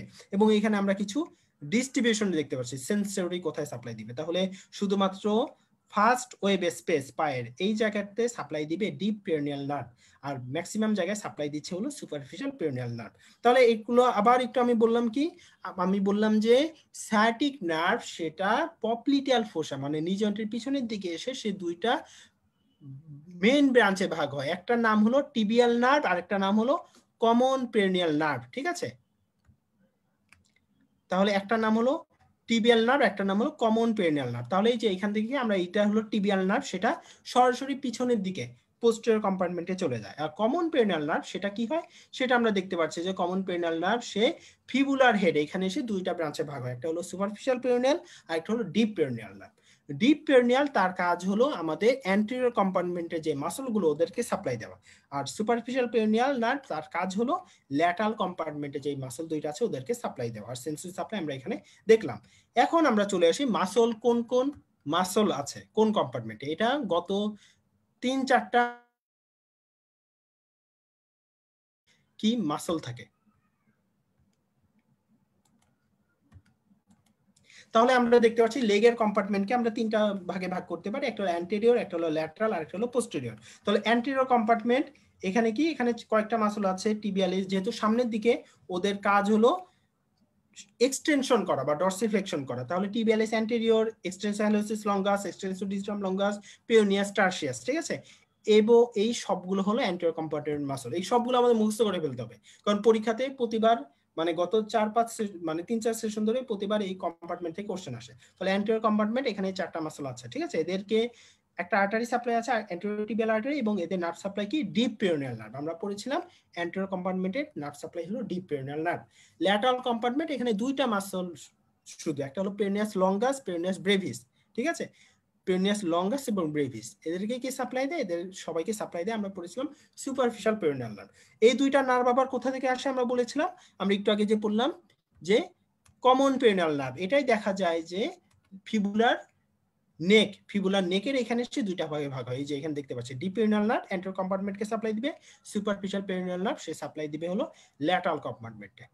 ঠিক আছে, তাহলে আমাদের মোটামুটি আমরা কম্পার্টমেন্টের মাসলগুলো জানলাম। আর আমরা পড়েছিলাম পোস্টেরিয়র কম্পার্টমেন্ট বলে একটা কম্পার্টমেন্ট থাকে, ওইখানে অনেকগুলো মাসল আছে, ঠিক আছে। তাহলে টিবিয়ালিস পোস্টেরিয়র যেহেতু পিছনের দিকে থাকে, তারপরে ফ্লেক্সিওর ডিস্টাম লঙ্গাস, হ্যালোসিস লঙ্গাস, এই যে গ্যাস্ট্রোকনিমাস, এই সবগুলো মাসলকে কে সাপ্লাই দেয়?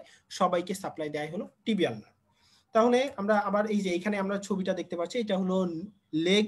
লেগকে আমরা যদি ক্রস সেকশন করি এখানে এরকম দেখা যাচ্ছে, এটা হলো সামনের দিকে অ্যান্টেরিয়র কম্পার্টমেন্ট, 4টা মাসল আছে। এটা হলো ল্যাটারাল কম্পার্টমেন্ট, মাত্র 2টা মাসল আমরা পড়েছি, পেরিনিয়াস লঙ্গাস, ব্রেভিস। আর পোস্টেরিয়র কম্পার্টমেন্ট অনেক বড়, ঠিক আছে। তাহলে সুপারফিশিয়াল এবং ডিপ, এবং এখানে কি কি মাসল আছে আমরা সবাই দেখেছি। এদের কোনটা থেকে কে সাপ্লাই দেয়? আমরা পড়েছিলাম অ্যান্টেরিয়র কে সাপ্লাই দেয় ডিপ পেরিনিয়াল নার্ভ, ল্যাটারালকে সাপ্লাই দেয় সুপারফিশিয়াল পেরিনিয়াল নার্ভ, আর পোস্টেরিয়র যত মাসল আছে সবাইকে সাপ্লাই দেয় কে? টিবিয়াল নার্ভ, ঠিক আছে। আর অ্যান্টেরিয়র কম্পার্টমেন্টের যে মাসলগুলো থাকে ওদের কাজ হলো ডরসি ফ্লেকশন করা। এই যে দেখতে পাচ্ছি আমরা ডরসি ফ্লেকশন করছে, ঠিক আছে, লেগের। আর পিছনের দিকের এদের কাজ কি? এদের কাজ হলো প্লান্টার ফ্লেকশন করা। এই যে নিচের দিকে নেমে যাচ্ছে প্লান্টার ফ্লেকশন। এখন এই কয়েকটা ইনফরমেশন থেকে আমরা কয়েকটা কোশ্চেনের অ্যান্সার দিতে পারবো, ঠিক আছে। প্রথমে আমরা দেখে আসি যে injury to the common peroneal nerve, এটা হলে পেশেন্টের কি প্রবলেম হবে। তাহলে কমন পেরিনিয়াল নার্ভ হলে কি তার প্রবলেম হবে? আমরা পড়েছিলাম যে অ্যান্টেরিয়র কম্পার্টমেন্টের মাসলগুলো এগুলো প্যারালাইসিস হয়ে যাবে, অ্যান্টেরিয়র এবং ল্যাটারাল দুইটাই। তাহলে ল্যাটারাল এবং অ্যান্টেরিয়র প্যারালাইসিস হলে কি হবে? পেশেন্টের পাটা শেয়ার উপরের দিকে উঠাতে পারবে না। আমরা পড়েছিলাম ডরসিফ্লেকশন করতে পারবে না, পাটা নিচের দিকে এরকম পড়ে থাকবে, এটাকে আমরা বলি ফুট ড্রপ। তাহলে এ নাম্বার হলো 2, তাই না? এ নাম্বার হলো 2। তারপরে কি anaesthesia of the sole of the foot, এটা কি ট্রু নাকি ফলস হবে? ফলস। ফলস। তাহলে কোথায় অ্যানেস্থেসিয়া হবে বা কোথায় সেন্সেশন প্রবলেম হবে? ডরসামে হবে। ডরসামে হবে। আমরা আবার দেখতে পাচ্ছি যে এই যে কমন পেরিনিয়াল নার্ভ, এটা দুইটা ব্রাঞ্চে ভাগ, এবং এদের মাধ্যমে সে সাপ্লাই দেয় মেইনলি ডরসাম অফ দা ফুটে, ঠিক আছে, ডরসাম অফ দা ফুটে। সে কিন্তু সোলে ওরকম সাপ্লাই দেয় না। তাহলে বি নাম্বার হলো ফলস। তারপর কি ইনএবিলিটি টু ডরসিফ্লেক্স দা টোস, এটা কি হবে? ট্রু নাকি ফলস? ট্রু। ট্রু, ঠিক আছে, হ্যাঁ ট্রু। কারণ কি আমরা এই যে এখানে যে মাসলগুলো পড়েছি ওদের নাম শুনে আমরা বুঝতে পারছি, এক্সটেনসর ডিজিটোরাম লঙ্গাস। ডিজিটোরাম মানে পায়ের আঙ্গুলগুলোকে সে ডরসিফ্লেকশন করবে, এক্সটেনশন বা ডরসিফ্লেকশন করবে। তাহলে এই নাকটা ড্যামেজ হলে এই অ্যাকশনটা তার চলে যাবে, ঠিক আছে। আচ্ছা, ওয়েডলিং গেট কি? ওয়েডলিং গেট হলো যাদের প্রক্সিমাল মায়োপ্যাথি থাকে বা একেবারে প্রক্সিমাল, যেমন আমাদের পায়ের ক্ষেত্রে, লোয়ার লিম্বের ক্ষেত্রে প্রক্সিমাল মাসল কোনগুলো? গ্লুটিয়াস মাসলগুলো, এগুলো হলো প্রক্সিমাল মাসল। এগুলো যদি প্রবলেম হয় তাহলে পেশেন্টের ওয়েডলিং গেট হবে। কিন্তু কমন পেরিনিয়াল নার্ভ ড্যামেজ হলে পেশেন্টের একটা গেট হয়, ওই গেটের নাম কি বলতে পারবেন? কি ধরনের গেট হয় কমন পেরিনিয়াল নার্ভ প্যারালাইসিস হলে বা ফুট ড্রপ হলে? কি ধরনের গেট হয়? High antalgic gait. হ্যাঁ, ওটা হলো অ্যান্টালজিক গেট না। অ্যান্টালজিক গেট হলো ইউজুয়ালি কোনো জায়গায় পেইন থাকলে হয়, ওটা নাম হলো high stepping gait. High stepping gait. Stepping gait, হ্যাঁ ঠিক আছে। হাই স্টেপিং গেট কেন? ওই যে পেশেন্টের ফুট ড্রপ হয়ে আছে, এই জন্য পেশেন্ট যখন হাঁটবে তখন সে পাটা একটু উঁচু করে নিবে। কারণ কি? সে যদি নর্মালি হাঁটতে যায় তাহলে তার পাটা ফ্লোরের সাথে ঘষা খাবে, ফ্রিকশন হবে কন্টিনিউয়াস। এই জন্য সে পাটা একটু উঁচু করে নিয়ে স্টেপটা নিবে, এটাকে আমরা বলি হাই স্টেপিং গেট, ঠিক আছে। তাহলে ডি নাম্বার হলো ফলস। আর লাস্টেরটা কি? Inability to plantar flex the foot, এটা কি অ্যান্সার? ফলস। ফলস, হ্যাঁ এটা হলো ফলস, ঠিক আছে। তাহলে আমরা কিন্তু কোশ্চেন এটা কিন্তু একটু ঘুরে, এই কোশ্চেন এরকম আগে আসে নাই, তবে আমরা পড়ার সময় যেভাবে আমরা একটু পড়ি, একটু আশেপাশে কোশ্চেনগুলো বা একটু আশেপাশে টপিকসগুলো আমরা চেষ্টা করি একই সাথে পড়ে ফেলা, তাহলে পড়ে ফেললে কিন্তু ম্যাক্সিমাম কোশ্চেনে আমরা অ্যান্সার দিতে পারবো। তাহলে আমরা দেখলাম যে এখানে ফুট ড্রপ হবে এবং ফুট ড্রপের ফলে হবে হলো হাই স্টেপিং গেট। আর কোথায় প্রবলেম হবে? তার মাসলগুলোর প্রবলেম হলো অ্যান্টেরিয়র এবং ল্যাটারাল কম্পার্টমেন্ট, যাদের কাজ হলো মেইনলি ডরসিফ্লেকশন করা, ডরসিফ্লেকশন করতে পারবে না। আর একটা হলো যে তার ডরসাম অফ দ্য ফুটে সেন্সেশন থাকবে না। তাহলে আমরা এ ডি, ঠিক আছে।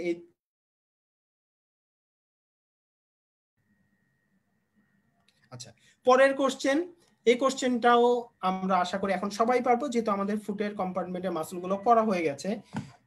এটা অ্যান্সার কি হবে? Dorsiflexion of the foot at the ankle joint is produced by কোন কোন মাসল দিয়ে এই ডরসিফ্লেকশনটা হয়? ACD true.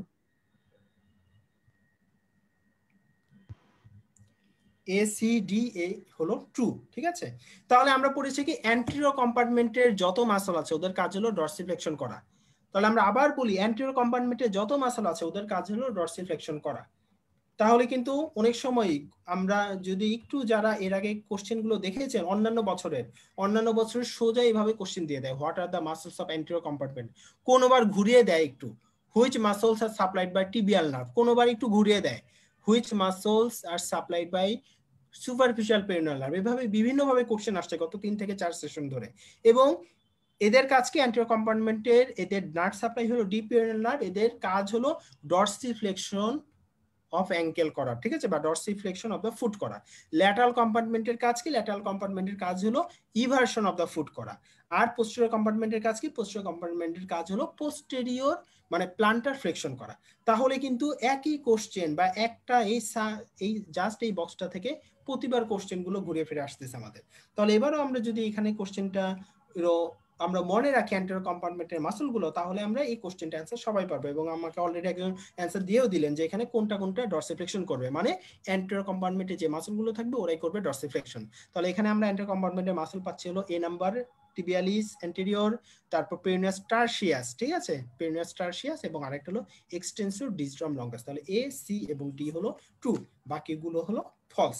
তাহলে সোলিয়াস আর হলো পেরিনিয়াস লঙ্গাস। পেরিনিয়াস লঙ্গাস এটা আমরা জানি এটা কোন কম্পার্টমেন্টের মাসল? Anterior compartment. এটা অ্যান্টেরিয়র কম্পার্টমেন্ট। তাহলে তো আমরা এটা টু না দিতাম। peroneus Lateral longus compartment. lateral compartment longus এটা ল্যাটারাল কম্পার্টমেন্ট, ঠিক আছে। এটা একটু ভুল হয় অনেকে, এর জন্য আমি জিজ্ঞেস করলাম যে অ্যান্টেরিয়র কম্পার্টমেন্টের মাসলটার নাম হলো পেরোনিয়াস টারসিয়াস, ঠিক আছে, আর ল্যাটারাল কম্পার্টমেন্টে ওদের নাম হলো পেরোনিয়াস লঙ্গাস এন্ড ব্রেভিস। একটু আমাদের এটা মনে রাখতে হবে। তাহলে আমরা এখানে অ্যান্সার আশা করি আবারও আসতে পারে, যেহেতু গত 3 থেকে 4 সেশন ধরে রেগুলার এই টপিকসটা থেকে কোশ্চেন আসলে আমরা কেউ ভুল করব না। এটা যেভাবেই দেখ, নার্ভ সাপ্লাই দেখ বা অ্যাকশন দিয়ে দেখ বা সরাসরি মাসলের নাম জিজ্ঞেস করুন, যেটা এসব আমরা অ্যান্সার করতে পারবো, ঠিক আছে। এরপরে কোশ্চেন, আচ্ছা আমাকে এখানে অনেকেই ফেসবুকে অ্যান্সার করছিলেন, কিন্তু এখন আর কেউ অ্যান্সার করছেন। আপনারা কিন্তু অ্যান্সার করতে পারেন, কারণ কি অ্যান্সার করলে দেখা যাবে যে আপনাদের এই জিনিসটা মনে থাকবে, এবং মনে রাখলে দেখবেন যে ওই পরীক্ষাটা যদি আরো 6 মাস পরেও হয়, বা আমাদের তো এপ্রিলে একটা পরীক্ষা হবে, কিন্তু একেবারে যখন আপনি একটা কমেন্ট করবেন দেখবেন যে এই মেমোরিটা লং লাস্টিং হবে এবং পরবর্তীতে অ্যান্সার আপনাদের দিতে সুবিধা হবে। আচ্ছা, এরপরে কোশ্চেন ছিল rima glottidis is closed by the action of. এই কোশ্চেনটাও গত কয়েকবার যাবত রেগুলার আসছে, এবং আমাদের এই কোশ্চেনটা আমরা যখন পড়বো তখন একটু ল্যারিংস সম্পর্কে একটু ডিটেলস পড়ি আমরা সাধারণত, এবং পড়লে দেখা যায় ম্যাক্সিমাম সময় আমরা অন্যান্য ভাবে ঘুরিয়ে কোশ্চেন আসলে আমরা অ্যান্সার করতে পারবো। তাহলে প্রথমে আমরা একটু দেখে নিই যে ল্যারিংসে কি কি কার্টিলেজ আছে। কার্টিলেজ গুলোর নাম কি কি? সামনের দিকে থাকে থাইরয়েড কার্টিলেজ, সবাই জানি থাইরয়েড কার্টিলেজ। তার নিচের দিকে থাকে ক্রিকয়েড কার্টিলেজ। তার পিছনের দিকে বড় একটা কার্টিলেজ থাকে, সবাই আমরা নাম জানি এপিগ্লটিস। এবং তার পিছনে আরো কয়েকটা ছোট ছোট কার্টিলেজ থাকে পিরামিডের মতো, একটা নাম হলো অ্যারিটিনয়েড কার্টিলেজ, কর্নিকুলেট এবং কিউনিফর্ম। তাহলে এই 6 ধরনের কার্টিলেজ আছে। কি কি? সামনের দিকে থাইরয়েড, ক্রিকয়েড এবং এপিগ্লটিস, ঠিক আছে, এটা হলো সিঙ্গেল কার্টিলেজ। আর পিছনের দিকে কে কে আছে? অ্যারিটিনয়েড, কর্নিকুলেট এবং কিউনিফর্ম কার্টিলেজ। এই নামগুলো আমাদের একটু মুখস্থ রাখতে হবে, কারণ পরীক্ষাতে বিভিন্ন সময় নামগুলো থেকে কোশ্চেন দিয়ে দেয় যে পেয়ার্ড কার্টিলেজ কোনগুলো, সিঙ্গেল কার্টিলেজ কোনগুলো। এটা আরো একটা কাজে লাগবে, আমাদের ল্যারিংস এর মাসলগুলোর নাম মনে রাখার জন্য এই কার্টিলেজগুলো আমাদের মনে রাখতে হবে। তাহলে ল্যারিংস এর একটা জিনিস আমরা প্রথমেই পড়ে নিই যে এপিগ্লটিস, এটা অনেকটা ঢাকনার মতো কাজ করে, ঠিক আছে। এই এপিগ্লটিসটা যখন, এটা আমরা দেখতে পাচ্ছি যে এই ছবিটা, এপিগ্লটিসটা কি করে? এপিগ্লটিসের ঠিক পরেই থাকে হলো আমাদের ভোকাল কর্ড বা ভোকাল ওপেনিংটা। তাহলে এপিগ্লটিস যখন বন্ধ থাকে তখন আমাদের ভোকাল ওপেনিংটা বন্ধ থাকে বা ল্যারিংসটা বন্ধ থাকে। আর এপিগ্লটিসটা যখন আমরা উপরের দিকে নিয়ে যাই, মানে খুলে যায়, তখন আমাদের ভোকাল ওপেনিং বা ল্যারিংসটা ওপেন হয়ে যায়। এখন কোশ্চেন আসতে পারে আমাদের এটা এরকম খোলা বন্ধ করার কি দরকার? বন্ধ করার দরকার হলো আমরা জানি যে আমরা সবাই খাওয়া দাওয়া করি, খাওয়া দাওয়ার সময় আমাদের খাবারগুলো যায় হলো ইসোফেগাসে, কিন্তু তার ঠিক পাশেই কিন্তু থাকে এই ভোকাল ওপেনিংটা। তাহলে যদি তখন এই এপিগ্লটিসটা বন্ধ না হয় তাহলে কি হবে, কিছু খাবার কিন্তু ভিতরে ঢুকে যেতে পারে। এই জন্য আমাদের এই ল্যারিংসের ইনলেটটা ওপেন করতে হয় কখনো, আবার এখানটা কখনো খুলতে হয়। যখন আমরা খাবার খাবো তখন এই ল্যারিংসের ওপেনিংটা আমরা বন্ধ করে ফেলবো, ঠিক আছে। এখন আমরা এই কোশ্চেনটা অনেক সময় আসতে পারে যে কোন মাসল ল্যারিংসের, তাহলে এটা আমরা কিভাবে মনে রাখবো? আমরা এখানে যদি ছবিটা দেখি যে এই ছবিটা, ঠিক আছে। আচ্ছা, এই ছবিটা আমরা একটু পরেই দেখি। আমরা প্রথমে একটু দেখি যে আমাদের সামনের দিকে থাকে আমরা পড়েছি থাইরয়েড কার্টিলেজ। তাহলে থাইরয়েড কার্টিলেজ থেকে একটা মাসল কি হয়, সে এপিগ্লটিসে গিয়ে ইনসারশন হয়, ঠিক আছে। এই মাসলটার নাম কি? যেহেতু থাইরয়েড এবং এপিগ্লটিসের মাঝখানে, থাইরয়েড এবং এপিগ্লটিসের মাঝখানে এই মাসলটার নাম হলো থাইরো এপিগ্লটিকাস মাসল। আর এখানে আবার একই রকম ভাবে অ্যারিটিনয়েড এবং এপিগ্লটিসের মাঝে আরেকটা মাসল আছে। তাহলে অ্যারিটিনয়েড এবং এপিগ্লটিসের মাঝখানে যে মাসলটা, এটার নাম কি? এটার নাম হলো অ্যারি এপিগ্লটিকাস মাসল। আমরা একটু নামটা মনে রাখি। নাম কিভাবে মনে রাখবো? খুব বেশি কঠিন না কিন্তু। থাইরয়েড এবং এপিগ্লটিসের মাঝখানে ওই মাসলটার নাম হলো থাইরো এপিগ্লটিকাস, থাইরো এপিগ্লটিকাস। আর অ্যারিটিনয়েড এবং এপিগ্লটিস এই দুইটা মাঝখানে মাসলের নাম হলো অ্যারি এপিগ্লটিকাস। তাহলে কি হবে? এই এপিগ্লটিসটা হলো মুভমেন্ট করে, সে সামনে যেতে পারে, পিছনে যেতে পারে, কিন্তু এই থাইরয়েড কার্টিলেজ এবং অ্যারিটিনয়েড এর হলো মুভমেন্ট করে না, ঠিক আছে। তাহলে যখন আমাদের এই থাইরো এপিগ্লটিকাস মাসলটা কন্ট্রাক্ট করবে, কন্ট্রাক্ট করলে কি হবে? থাইরয়েডের দিকে এপিগ্লটিসটা চলে আসলো, থাইরয়েডের দিকে এপিগ্লটিসটা এইভাবে চলে আসবে। তাহলে আমাদের ল্যারিংসটা কি খুলে যাবে নাকি বন্ধ হবে? খুলে মনে যাবে। হচ্ছে যখন থাইরো এপিগ্লটিকাস মাসলটা কন্ট্রাক্ট করবে মানে কি, এপিগ্লটিসটা সামনের দিকে চলে আসবে। সামনের দিকে আসলে কি হবে? ল্যারিংসটা খুলে যাবে। খুলে যাবে। খুলে যাবে নাকি বন্ধ হবে? খুলে যাবে। সামনের দিকে চলে আসলে আমরা খুলে দেখতেই তো যাবে। পাচ্ছি যে সামনের দিকে চলে আসলে মানে ল্যারিংসটা আমাদের খুলে যাবে, ঠিক আছে, ওপেন হয়ে যাবে। আর যদি দেখা যায় যে অ্যারি এপিগ্লটিকাস মাসল, এই মাসলটা কন্ট্রাক্ট করলে কি হবে? এপিগ্লটিসটা বন্ধ হয়ে অ্যারিটিনয়েডের দিকে চলে আসবে। তখন কি হবে? তখন আমাদের এপিগ্লটিসটা এরকম হয়ে যাবে, এরকম এরকম। তাহলে কি হবে? তখন ল্যারিংসের যে ওপেনিংটা কিন্তু বন্ধ হয়ে গেল, ঠিক আছে। হ্যাঁ, বন্ধ হয়ে গেল। তাহলে আমরা যদি এখন আবার এই ছবিটা দেখি,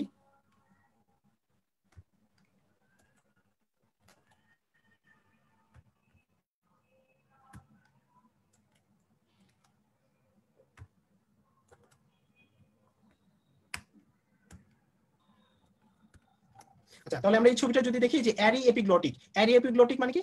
এপিগ্লটিসকে অ্যারিটিনয়েড কার্টিলেজের দিকে টানতেছে, মানে পিছনের দিকে নিলে ল্যারিংসটা আমাদের বন্ধ হয়ে যাবে, closure of the laryngeal inlet.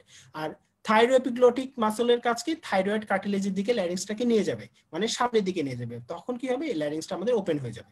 তাহলে একটা মাসল আমাদের ল্যারিংস ওপেন করবে, একটা মাসল ক্লোজ করবে। কোনটা ক্লোজ করবে, কোনটা ওপেন করবে আশা করি এখন আমরা মুখস্থ না করে পারবো। সামনের দিকে যাওয়া মানে ল্যারিংসটা খুলে যাওয়া, মানে থাইরয়েডের দিকে যাওয়া মানে ল্যারিংসটা খুলে যাওয়া, থাইরো এপিগ্লটিকাস মাসলের কাজ। পিছনের দিকে যাওয়া মানে ল্যারিংসটা বন্ধ হয়ে যাওয়া, ঢাকনার মতো গিয়ে ল্যারিংসকে বন্ধ করে দিল। এটা কার কাজ? এটা হলো অ্যারি এপিগ্লটিক মাসলের কাজ, ঠিক আছে। তাহলে দুইটা কাজ আমাদের হয়ে গেল ল্যারিংসের। আর কি কি আছে? আর এখানে কয়েকটা কাজ আছে, যেমন দেখতে পাচ্ছি আমরা ল্যারিংসটা কখন কি করতে হয়। এখানে দেখতে পাচ্ছি একটা ভোকাল ফোল্ড আরেকটা ভোকাল ফোল্ডের মাঝখানে দুইটা দুই দিকে চলে গেল, মানে মিডিয়ালি চলে আসলো। মিডিয়ালি চলে আসা মানে আমরা জানি যে এটা হলো অ্যাডাকশন, ঠিক আছে। আর দুইটা যখন দুই পাশে চলে যাবে ওটার নাম কি? অ্যাবডাকশন। তাহলে দুইটা দুই পাশে চলে যাওয়া মানে হলো অ্যাবডাকশন, এটা হলো ভোকাল ফোল্ড। আর দুইটা এক পাশাপাশি চলে আসা মানে কি? অ্যাডাকশন। আর এই দুইজনের মাঝখানে যে গ্যাপ, দুইটা ভোকাল ফোল্ডের মাঝখানে যে গ্যাপ, এই গ্যাপটার নাম কি? এই গ্যাপটার নাম হলো রিমাগ্লটিডিস।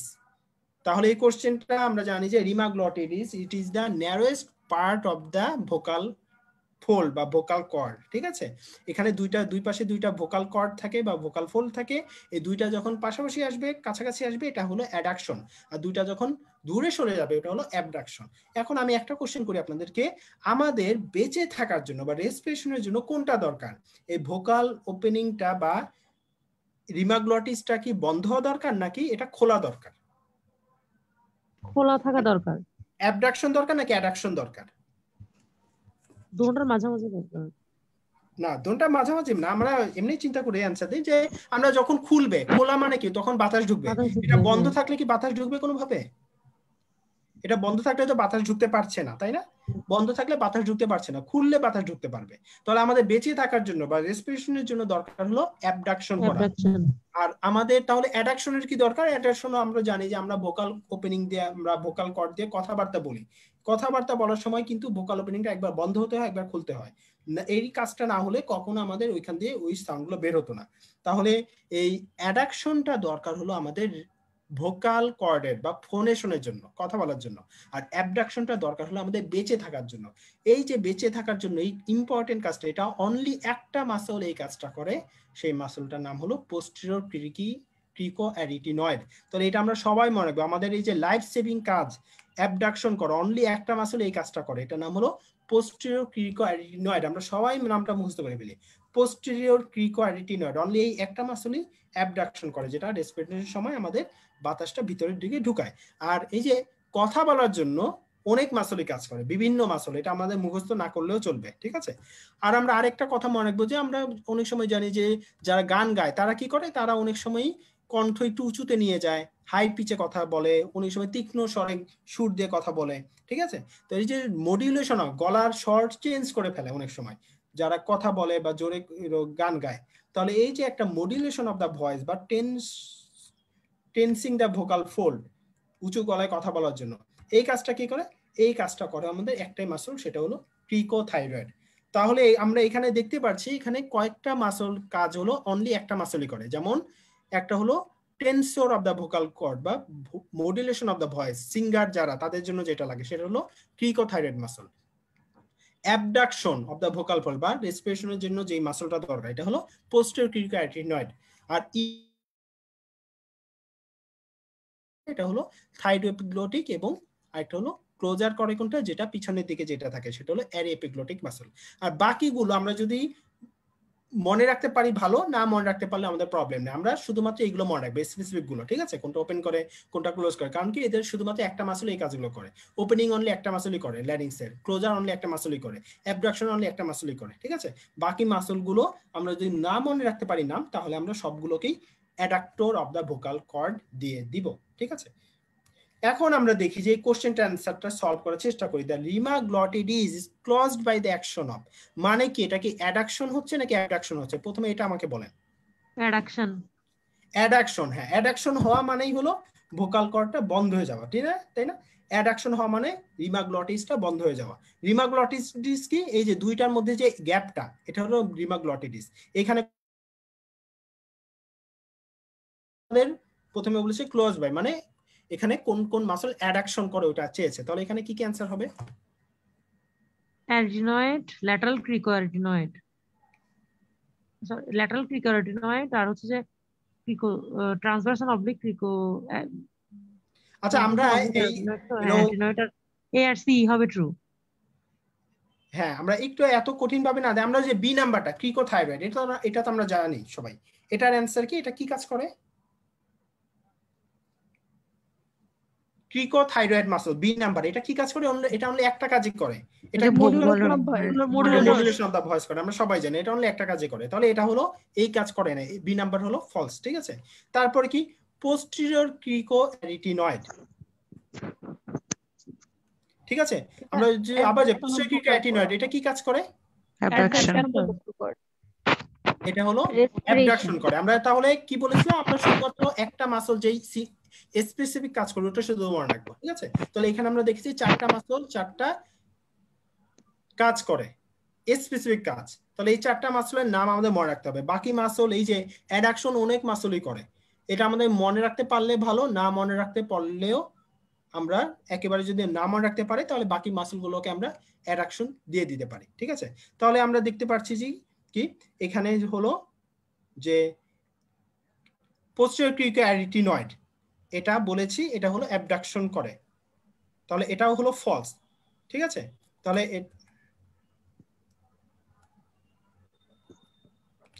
এটাও হলো ফলস। তাহলে বাকিগুলো আমরা এভাবে মনে রাখতে পারি যে ল্যাটারাল ক্রিকোয়ারিটিনয়েড, ট্রান্সভার্স, এটা আমরা মুখস্থ রাখতে পারলে ভালো। আর যদি মুখস্থ না রাখতে পারি সেক্ষেত্রে আমরা, কারণ কি অনেক সময় দেখা যায় আমরা সবগুলো মাসল অনেক সময় মুখস্থ রাখতে পারি না। সবগুলো মাসল মুখস্থ না রাখতে পারলে আমরা ওই যে দুই একটা অপশন যদি ভুল হয়েও যায় তবুও আমরা একটা মানে চেষ্টা করতে পারি ওইভাবে একটু যত সহজে মনে রাখা যায়। তাহলে এখানে আমরা মনে রাখবো কি, আমরা এই মেইনলি আমি যেটা আসলে বুঝতে চাচ্ছি যে এখানে মেইনলি আমরা মনে রাখবো স্পেসিফিক মাসলগুলো, ঠিক আছে। আর অ্যাডাক্টর এই তিনটা মাসল করে, এই তিনটা মাসলের নাম যদি আমরা মনে রাখতে পারি তাহলে ভালো, আর যদি না মনে রাখতে পারি তবুও আমাদের প্রবলেম না, আমরা এই চারটা মাসল বাদে বাকি যত মাসল আছে আমরা অ্যাডাক্টর হিসেবে আমরা দিয়ে দিতে পারি, ঠিক আছে।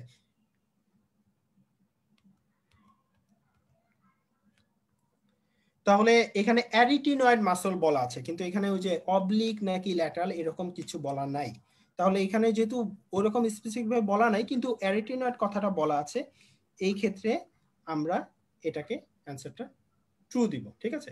আর এখানে কি পড়েছি আমরা যে ল্যাটারাল ক্রিকোয়ারিটিনয়েড তারপর অবলিক, তাহলে এটাকে আমরা ট্রু দিয়ে দিব, ঠিক আছে। তাহলে এ এবং সি এই তিনটাকে আমরা ট্রু দিব, এ এবং সি এই দুইটা হলো ট্রু, বাকিগুলো ফলস।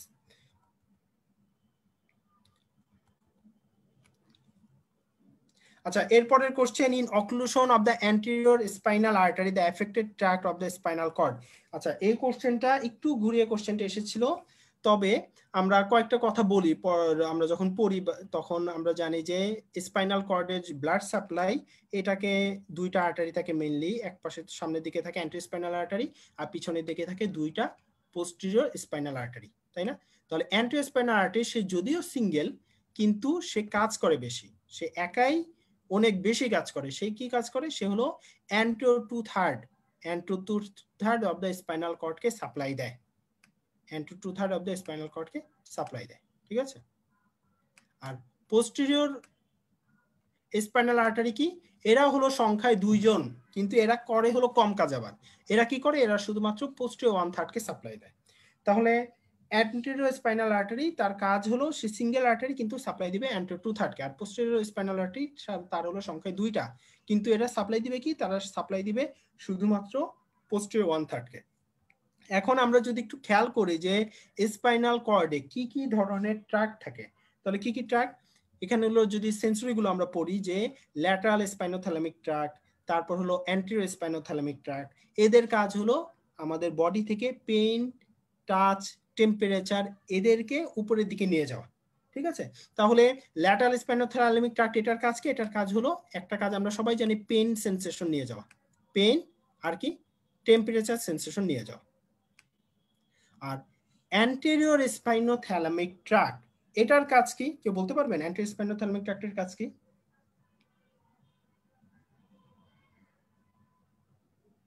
যে light touch, foot touch, foot touch নাকি লাইট টাচ, ফুট টাচ এটাতে ওই একই আসলে, ক্রুড টাচ বা লাইট টাচ, ঠিক আছে। মানে ক্রুড টাচ, যেই টাচ আমরা বুঝতে পারি যে আমাদেরকে টাচ করা হচ্ছে কিন্তু কোন জায়গায় টাচটা করছে, মানে ডিসক্রিমিনেশন আমরা করতে পারি না যে আমাকে এই জায়গায় টাচ করা হচ্ছে, এটাকে বলা হয় ক্রুড টাচ, মানে নন ডিসক্রিমিনেটিভ টাচ।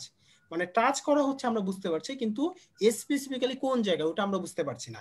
এই ক্রুড টাচটা নিয়ে যাবে হলো অ্যান্টেরিয়র স্পাইনোথ্যালামিক ট্র্যাক্ট, ঠিক আছে। আর এগুলো কারা? এখানে আমরা দেখতে পাচ্ছি যে পিছনের দিকে যে থাকে এরা হলো নিয়ে যাবে, আমরা সবাই জানি যে ভাইব্রেশন, পজিশন, আরেকটা হলো ফাইন টাচ, ফাইন টাচ বা ডিসক্রিমিনেটিভ টাচ, মানে একেবারে ফাইন টাচ যেগুলো খুবই আস্তে করে টাচ করা হচ্ছে এবং ওই টাচটা আমরা বুঝতে পারছি যে আমাকে না আমার হাতের এই যে একেবারে ডেল্টয়েড রিজনে টাচ করা হচ্ছে বা পায়ের একেবারে পপ্লিটিয়াল রিজনে একেবারে ডিসক্রিমিনেটিভলি আমরা বলতে পারি যে এই জায়গাতে টাচ করা হচ্ছে। তাহলে এই টাচগুলো ফাইন টাচ বা ডিসক্রিমিনেটিভ টাচ, তারপর জয়েন্ট, পজিশন, ভাইব্রেশন, এই সেন্সেশন গুলো নিয়ে যায় হলো ফ্যাসিকুলাস গ্র্যাসিলিস এবং ফ্যাসিকুলাস কিউনিয়েটাস, ঠিক আছে। তাহলে এই এতটুকু যদি আমরা পড়ি তাহলে আমরা কি কি জানলাম? আমরা জানলাম যে অ্যান্টেরিয়র স্পাইনাল আর্টারি অক্লুশন হলে বা anterior spinal artery occlusion syndrome হলে আমাদের কোন কোন টাচ প্রবলেম হবে, কোন কোন সেন্সেশন, পেইন, টাচ, টেম্পারেচার, ঠিক আছে, মানে ল্যাটারাল এবং অ্যান্টেরিয়র স্পাইনোথ্যালামিক ট্র্যাক্ট এগুলো। আর ফ্যাসিকুলাস গ্র্যাসিলিস এবং ফ্যাসিকুলাস কিউনিটাস কখন ড্যামেজ হবে? যদি পোস্টেরিয়র স্পাইনাল আর্টারি অক্লুশন হয়, ঠিক আছে। আর এদের কাজ কি? এদের কাজ হলো লাইট, টাচ, টেম্পারেচার এই সেন্সেশন গুলো ক্যারি করে নিয়ে যাওয়া। তাহলে এখানে আমাদের অ্যান্সার কি হবে?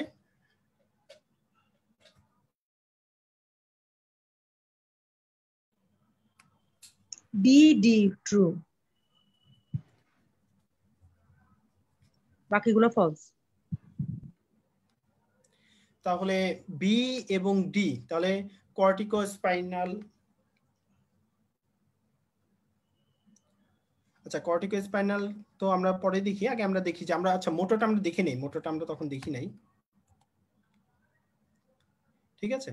তাহলে এখানে আমরা দেখতে পাচ্ছি যে মোটরের ক্ষেত্রে অ্যান্টেরিয়র কর্টিকোস্পাইনাল ট্র্যাক্ট আছে আর ল্যাটারাল কর্টিকোস্পাইনাল ট্র্যাক্ট আছে, ঠিক আছে।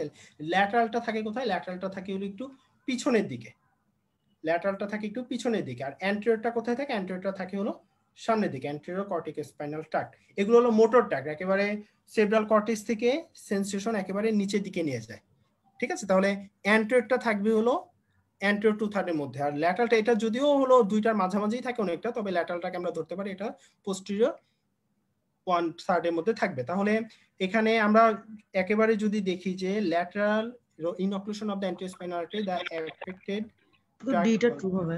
হ্যাঁ, তাহলে আমাদের ডরসাল স্পাইনোসেরিব্রাল ট্র্যাক্ট ডান পাশে অ্যান্টেরিয়র স্পাইনোসেরিব্রাল ট্র্যাক্ট।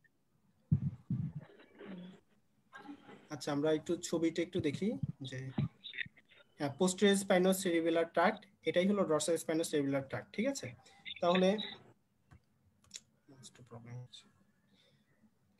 তাহলে আমাদের মেইনলি প্রবলেম হবে হলো, আমরা যেটা একেবারে যদি বলি যে ট্র্যাক্ট অফ গল এবং ট্র্যাক্ট অফ বিউডাক্ট, ঠিক আছে, এই দুইটাতে হলো আমরা একেবারে কনফার্ম যে এই দুইটা থাকে হলো পোস্টেরিয়র 1/3 এ, তাহলে এই দুইটাতে কোনো প্রবলেম হবে না, ঠিক আছে। আর বাকি তিনটা আসলে মানে এটা তো আমরা সবাই জানি যে ভেন্ট্রাল স্পাইনোসেরিব্রাল, ডরসাল স্পাইনোসেরিব্রাল এগুলো দুইটার জাংশনের মধ্যে থাকে, ঠিক আছে। তাহলে সি এবং ডি কে আমরা, আচ্ছা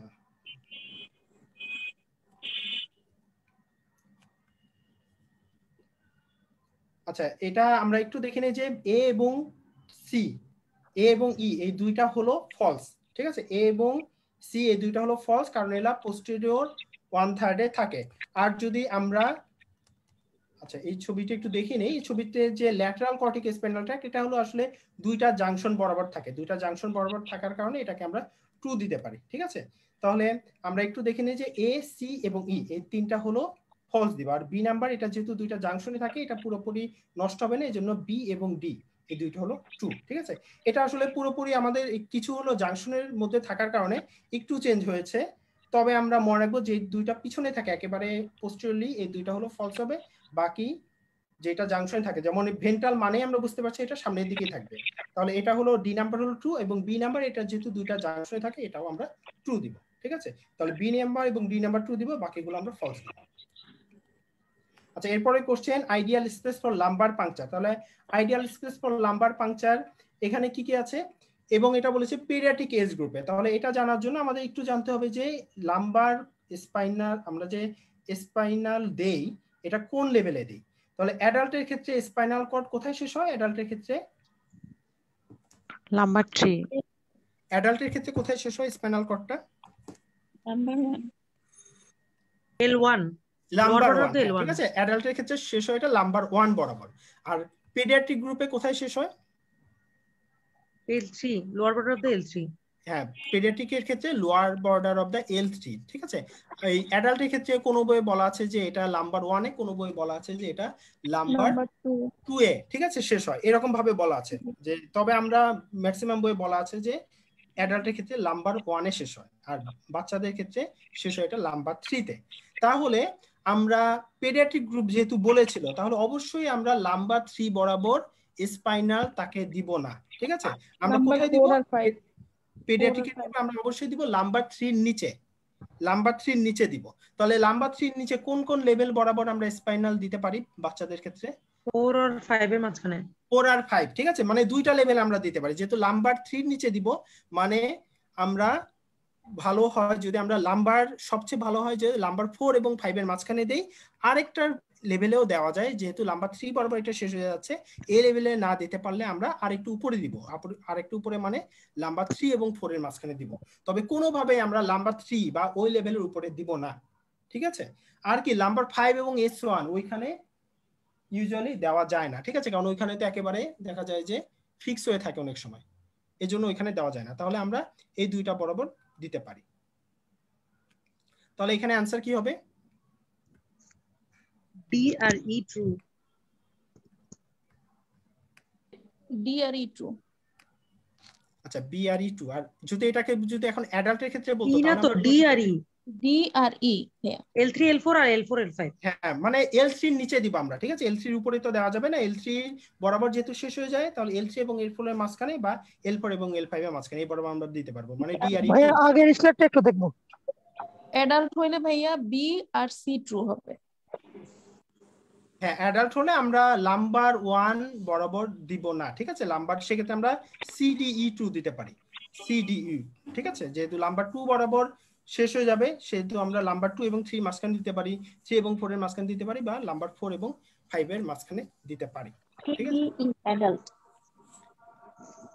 তাহলে এটা আমরা জাস্ট একটু মনে রাখবো যে কাদের ক্ষেত্রে কোন লেভেলে গিয়ে শেষ হয়, পেডিয়াট্রিক এজ গ্রুপে কোথায় শেষ হয় এবং অ্যাডাল্টের ক্ষেত্রে কোথায় শেষ হয়, ঠিক আছে? অ্যাডাল্টের ক্ষেত্রে নাম্বার 1 বা নাম্বার 2, আর পেডিয়াট্রিক গ্রুপের ক্ষেত্রে নাম্বার 3 এই বরাবর শেষ হয়।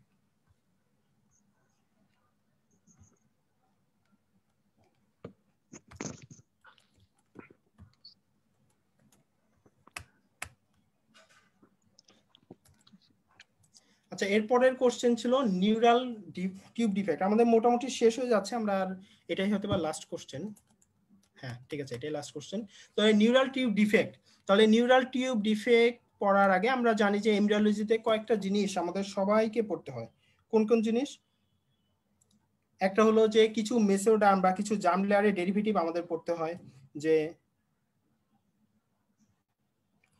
একটোডার্ম, মেসোডার্ম, এন্ডোডার্ম, এবং একই সাথে কোন জার্ম লেয়ারের, বিশেষ করে একটোডার্মের মধ্যে নিউরাল ক্রেস্ট, নিউরাল টিউব, এইগুলোর থেকে কোন কোন পোর্শন আসে এটা আমাদের পড়তে হয়, ঠিক আছে? তাহলে নিউরাল টিউবের ক্ষেত্রে আমরা যদি একটু ছবিটা দেখি যে নিউরাল টিউব আসলে কি জিনিস, এখানে আমরা দেখতে পাচ্ছি যে প্রথমে দিকে এরকম নিউরাল প্লেট থাকে, পরবর্তীতে এটা একটু গ্রুভিং এর মতো একটু ভাঁজ হয়ে গেল, ভাঁজ হওয়ার পরে এই যে নিউরাল প্লেট যেটা, ওইটা থেকে শুরু তৈরি হয় হলো নিউরাল টিউব, আর ওইখানে যে পোর্শন বরাবর যেটা ছিল নিউরাল প্লেট বর্ডারে, এইগুলো মিলে তৈরি করে নিউরাল ক্রেস্ট। এবং পরবর্তীতে আমরা জানি যে নিউরাল টিউব থেকে মেইনলি ডেভেলপ করে হলো ব্রেন এবং স্পাইনাল কর্ড এই পোর্শনটা, আর নিউরাল যে ক্রেস্ট সেল ওইগুলো থেকে অনেক কিছু ডেভেলপ করে।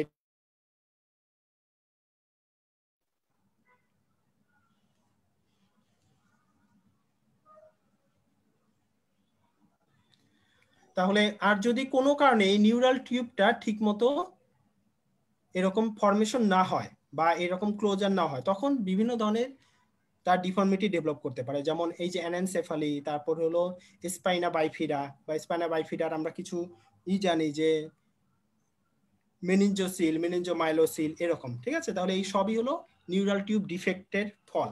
এবং এটা কখন হয়? এটা ইউজুয়ালি দেখা যায় যে বইয়ে বলা আছে যে 3rd থেকে 4th উইক, 3rd থেকে 4th উইক, ওই সময় ইউজুয়ালি এই ফোল্ডিংটা ক্লোজার হয়। কোনো কারণে যদি এটা তখন ঠিক মতো না হতে পারে, তখন আমরা এটাকে বলতে পারি যে, যদি এই জন্য 3rd থেকে 4th উইক ওই সময় এটা ইউজুয়ালি ক্লোজার হয়, যদি কোনো কারণে এটা ঠিকমতো তখন ডেভেলপ না করতে পারে, তখন পেশেন্টের এই ধরনের প্রবলেমগুলো ডেভেলপ করতে পারে।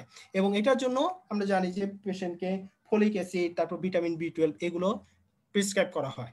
তাহলে আমরা এই কোশ্চেনটি একটু সলভ করি, এটা অনেক আসলে ডিটেইলস কোশ্চেন, তবে এখানে সবগুলো স্টেম আমরা বলি না, আমরা কয়েকটা জিনিস একটু দেখি। যে প্রথম আনসার, যে usually involves the peripheral nervous system, false. এটা কি হবে? এটা কোন অংশকে? CNS, central nervous central nervous system, ঠিক আছে? আমরা সহজভাবে মনে রাখতে পারি যে নিউরাল টিউব, এটার কাজ হলো মেইনলি আমাদের ব্রেন এবং স্পাইনাল কর্ড এগুলো ফরমেশন করা, এবং এটা বিভিন্ন পোর্শন থেকে বিভিন্ন অংশ তৈরি হয়। এত ডিটেইলসে দরকার নেই, আমরা মনে রাখতে পারি যে নিউরাল টিউব থেকে মেইনলি সেন্ট্রাল নার্ভাস সিস্টেমটা ডেভেলপ করে। তাহলে এই নাম্বার হলো false. B number, starts during the 3rd month of pregnancy, এটাও হলো ফলস, ঠিক আছে? এটা ইউজুয়ালি কোন 3rd to 4th উইক, ওই সময়ে ইউজুয়ালি এটা ফরমেশন হয়, বা ওই সময় যদি ঠিকমতো এটা ফরমেশন না হয়, তখন এই ডিফেক্টটা ডেভেলপ করে। তাহলে বি নাম্বার হলো false. Is diagnosed by invasive prenatal testing. True. আচ্ছা, এটাও বলেছে যে ইনভেসিভ প্রিনাটাল টেস্টিং। ইনভেসিভ মানে তো আমরা জানি যে ইনভেসিভ, এটা ইনভেসিভ মানে কি? ওই যে অ্যামনিওসেন্টেসিস, কোরিয়নিক ভিলাস স্যাম্পলিং, হ্যাঁ এইগুলো এগুলো স্যাম্পলিং বা কোনো কারণে যদি প্লাসেন্টার মধ্যে ইনজেকশন ঢুকিয়ে ওখান থেকে কোনো স্যাম্পল নিয়ে আমরা করি, হ্যাঁ এটা তো ঠিক আছে? এভাবে তবে এই নিউরাল টিউব ডিফেক্ট এটা করার জন্য কিন্তু আমাদের ইনভেসিভ প্রসিডিউর না করলেও চলে, আমরা কয়েকটা আল্ট্রাসোনোগ্রাফি জিনিস দিয়ে করে করতে পারি। যেমন ওই যে অনেক এখন যেটা আসছে যে আল্ট্রাসোনোগ্রাম করে বা এমআরআই করে বা ওই যে আচ্ছা alpha triple fetoprotein test level, maternal alpha protein level. হ্যাঁ আলফা ফিটোপ্রোটিন লেভেল, এই লেভেলগুলো দেখেও আমরা বুঝতে পারি যে পেশেন্টের এখানে তার প্রবলেম আছে কিনা। তাহলে এটা ডায়াগনোজ ইউজুয়ালি এখন নন ইনভেসিভ প্রসিডিউরে করা হয়, ঠিক আছে? সি নাম্বার হলো ফলস।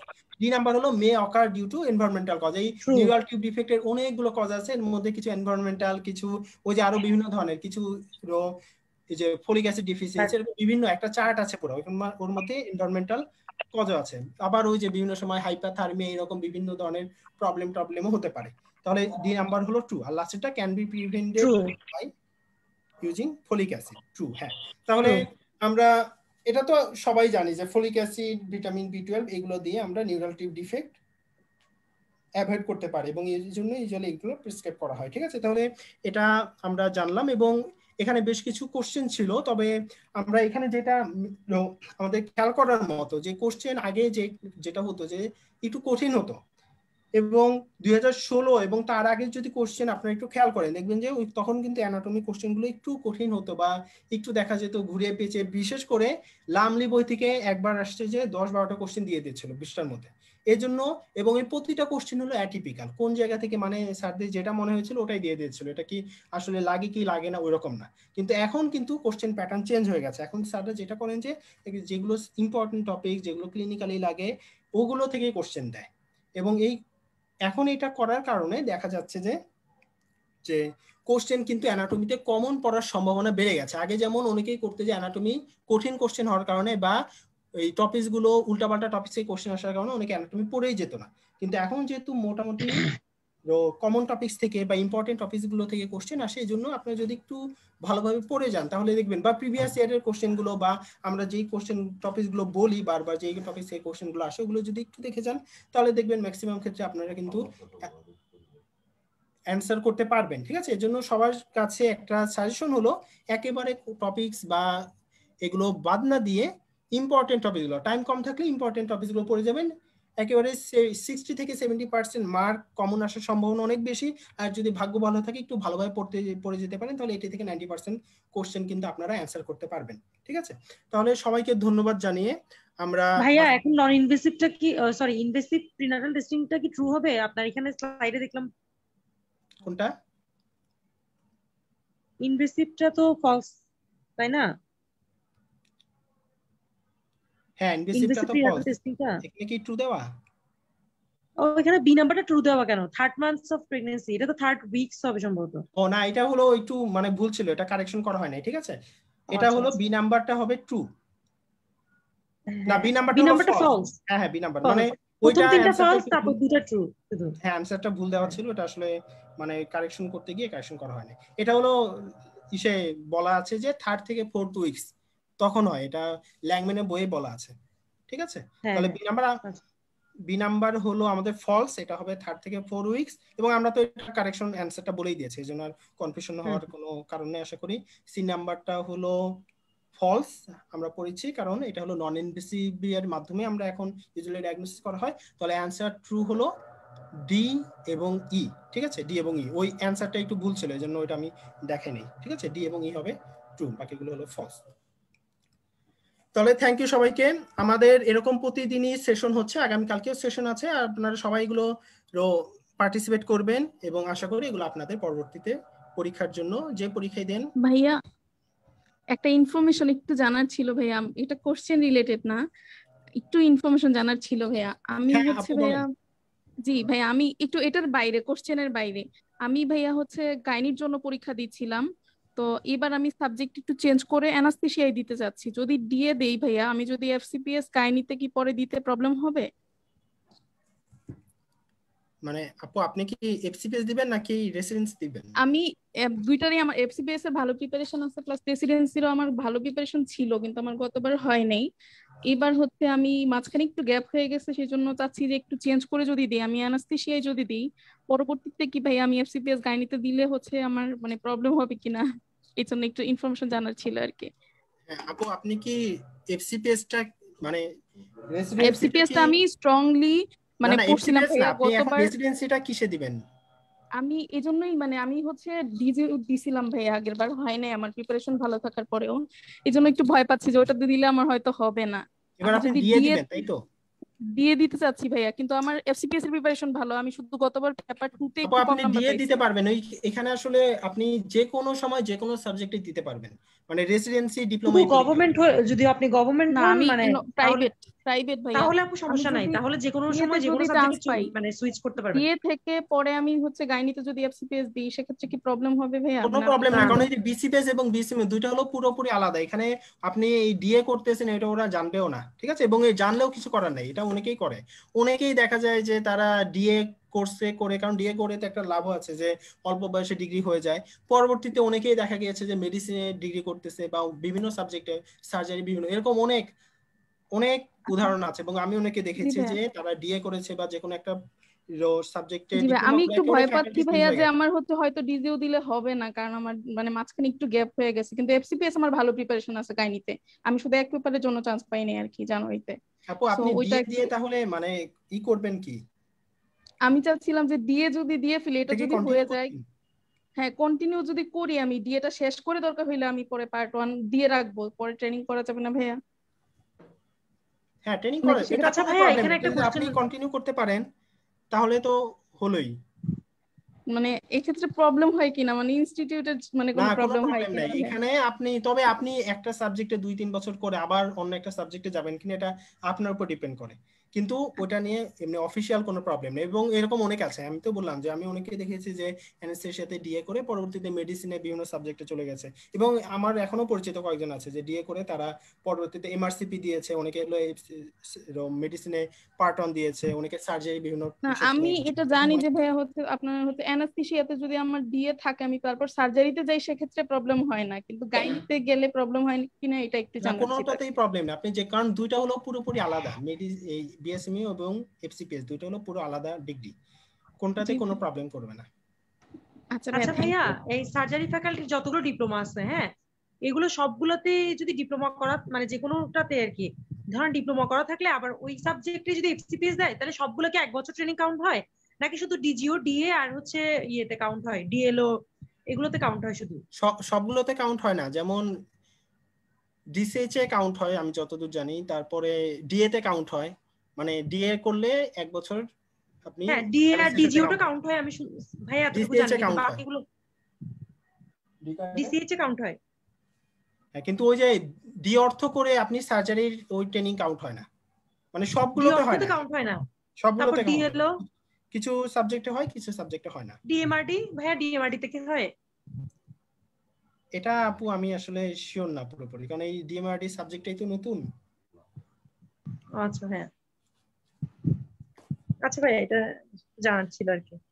আচ্ছা, থ্যাংক ইউ সবাইকে আমাদের সাথে থাকার জন্য, এবং আমাদের প্রতিদিনই এই মানে ও ভাইয়া আরেকটা কোশ্চেন, ভাইয়া সরি আরেকটা ইন্টারাপ্ট করতেছি একটু, আরেকটা কোশ্চেন, সেটা হচ্ছে ডিপ্লোমা বা এমডি তে কোর্সে থাকা অবস্থায় সাপোজ আপনি ধরেন চান্স পাওয়ার পরে কেউ এবার এই এপ্রিলের 9 তারিখে ধরেন ডিপ্লোমা দিল, চান্স হইলো, হ্যাঁ, চান্স হওয়ার পরে সে কি জুলাইতে আবার এফসিপিএস এ বসতে পারবে, বা এরকম কি কোনো রুল আছে? ওই বিএসএমইউ তে ভর্তির সময় কি এরকম কোনো কিছুতে সাইন করতে হয় যে সে এই কোর্সে থাকা অবস্থায় আর কোনো পরীক্ষা দিতে পারবে না? কারণ আমার একটা ফ্রেন্ডের কাছ থেকে আমি শুনছিলাম আর কি যে এরকম নাকি একটা রুল থাকে যে সে এমডি বা ইয়াতে ডিপ্লোমা কোর্সে ঢুকছে, সে অন্য মানে অন্য কোনো কোর্সের পরীক্ষা দিতে পারবে না। এটা কি এরকম কি কোনো রুল আছে? মানে কেউ কি পার্ট 1 দিতে পারবে চাইলে না ডিপ্লোমা কোর্সে এটা, থাকা অবস্থায়? হ্যাঁ আমি এটা বলি, এটা হলো কোনো রুল নাই, তবে স্যারদেরকে জানালে অনেক সময় স্যাররা বলে যে তোমরা তো রেসিডেন্ট এখানকার, তোমরা 24 ঘন্টা এখানে থাকবা, তোমরা কেন ওইখানে পরীক্ষা, এগুলো হলো এমনি এমনি কথা বলে। তবে আপনি আচ্ছা এটা স্যারদের না জানিয়ে, এটা আসলে ওরকম কোনো বন্ড সই দেওয়া কিছুই দেওয়া লাগে না, আপনি নিজে থেকে পরীক্ষা দিতে পারেন, এবং এটা সবাই দিচ্ছে পরীক্ষা প্রতি সেশনে, যারা এফসিপিএস দেয় বা ইভেন বাইরের দেশে এমআরসিপি এমআরসিএস দেয়, সবাই দেখা যাচ্ছে যে ওই পরীক্ষাগুলো দিচ্ছে রেসিডেন্টরা, কিন্তু ওই অফিসে জানানো যায় না, বা অফিসে জানালে পরে বলবে যে এরকম কথাবার্তা বলেন যে তোমরা তো এখানকার রেসিডেন্ট, তোমরা কেন রেসিডেন্সির সময় তো অন্য কিছু দেওয়ার কথা না, এরকম বলে। এই জন্য আসলে আনঅফিশিয়ালি এই পরীক্ষাগুলো দেওয়া যায় এবং সবাই এইভাবেই দেয়। এটা সবচেয়ে ভালো হয় যে আপনি রেসিডেন্সি বা কোনো একটা কোর্সে থাকাকালীন আপনি নিজে থেকে পরীক্ষা দিবেন, ওটার জন্য আলাদাভাবে অফিসিয়াল ছুটি টুটি নিয়ে নিতে গেলেই প্রবলেম। না ভাই ছুটির কথা না, মানে এটাতে আমি যেটা আসলে মানে না, মাথায় আসছে এটা আর কোনো কি যে প্রবলেম নাই, দেওয়া এটা যায় এবং সবাই দিচ্ছে এইভাবে পরীক্ষা। ঠিক এরকম আছে, কোনো নির্দেশনা নাই যে একটা কোর্সে থাকাকালীন সময়ে সে অন্য কোনো পরীক্ষা দিতে পারবে না এরকম বিএসএমএম নির্দেশনা এর নাই এবং আন্ডারে। কোনো বন্সই কিছুই দেওয়া লাগে না, সবাই দিচ্ছে পরীক্ষা। কিন্তু ওই যে আপনি যদি ওই সবাইকে বলে বলে যান যে আমি পরীক্ষা দিব স্যার, আমি করব, তখন স্যার একটু প্রবলেম করতে পারেন, তবে সেটা তো অবশ্যই সবাই করবে, দিচ্ছে। বাংলাদেশে তো এটা করবেই। কারণ ডিপ্লোমা যে সার্কুলার দেওয়া আছে কিংবা রেসিডেন্সি যে সার্কুলার দেওয়া আছে ওখানে এরকম কোনো কথা লেখা নাই, শুধু লেখা আছে যে একটাতে পাশ করলে কিংবা হচ্ছে কোর্সে থাকাকালীন হয়ে গেলে 1 বছর আর অথবা 2 বছর তাদেরকে একটা গ্যাপ থাকতে হবে, তাহলে তারা পুনরায় অন্য নিউ সাবজেক্টে হচ্ছে পরীক্ষা দিতে পারবে, এটাই আর কি, তাছাড়া কোনো ডিফারেন্স কিছু নাই। যদি রেসিডেন্সি ধরেন কেউ একটা সাবজেক্টে পাশ করছে আবার আরেকটাতে দিতে চায়, তাহলে তাদের মধ্যকার ডিফারেন্স মানে সময়টা 1 বছর, এক ডিপ্লোমার জন্য মেবি 1 বছর আর রেসিডেন্সি এমডিএমএস এর জন্য 2 বছর এরকম। ও আচ্ছা ঠিক আছে, থ্যাংক ইউ আপু ক্লারিফিকেশনের জন্য। আর এফসিপিএস এর ক্ষেত্রে এরকম, মানে যেটা হয়েছে আপনি পাশ করেন আবার আরেকটা ডিগ্রি নিতে চান, আপনি একসাথে অনেকগুলো ডিগ্রি নিতে পারবেন অনেকগুলো সাবজেক্টে, কিন্তু সেখানে আপনার নির্দেশনা মেনে আপনাকে নিতে হবে 1 অথবা 2 বছরের একটা গ্যাপ থাকা লাগবে, এটাই, তাছাড়া কিছু না। যেরকম ডিপ্লোমা 1 বছর আপনার ইন্টার্নি শেষ করার 1 বছর পরে আপনি হচ্ছে পরীক্ষা দিতে পারবেন, এমবিবিএস দেওয়ার সাথে সাথে আপনি পাশ করার সাথে সাথে পরীক্ষা দিতে পারবেন না, ওটাও ওরকম। আচ্ছা থ্যাংক ইউ। হ্যাঁ, থ্যাংক ইউ সবাইকে। আমরা আমাদের সেশন শেষ করে দিচ্ছি। কোনো কনফিউশন থাকলে বা কোনো কোশ্চেন থাকলে আমাদের কমেন্ট করবেন, আমরা ওটা অ্যান্সার দেওয়ার চেষ্টা করব। তাহলে সবাইকে থ্যাংক ধন্যবাদ। ইউ ভাইয়া। হ্যাঁ, এবং আমরা আমাদের প্রতিদিন যে সেশনগুলো হচ্ছে সবাই এগুলো পার্টিসিপেট করার চেষ্টা করবেন।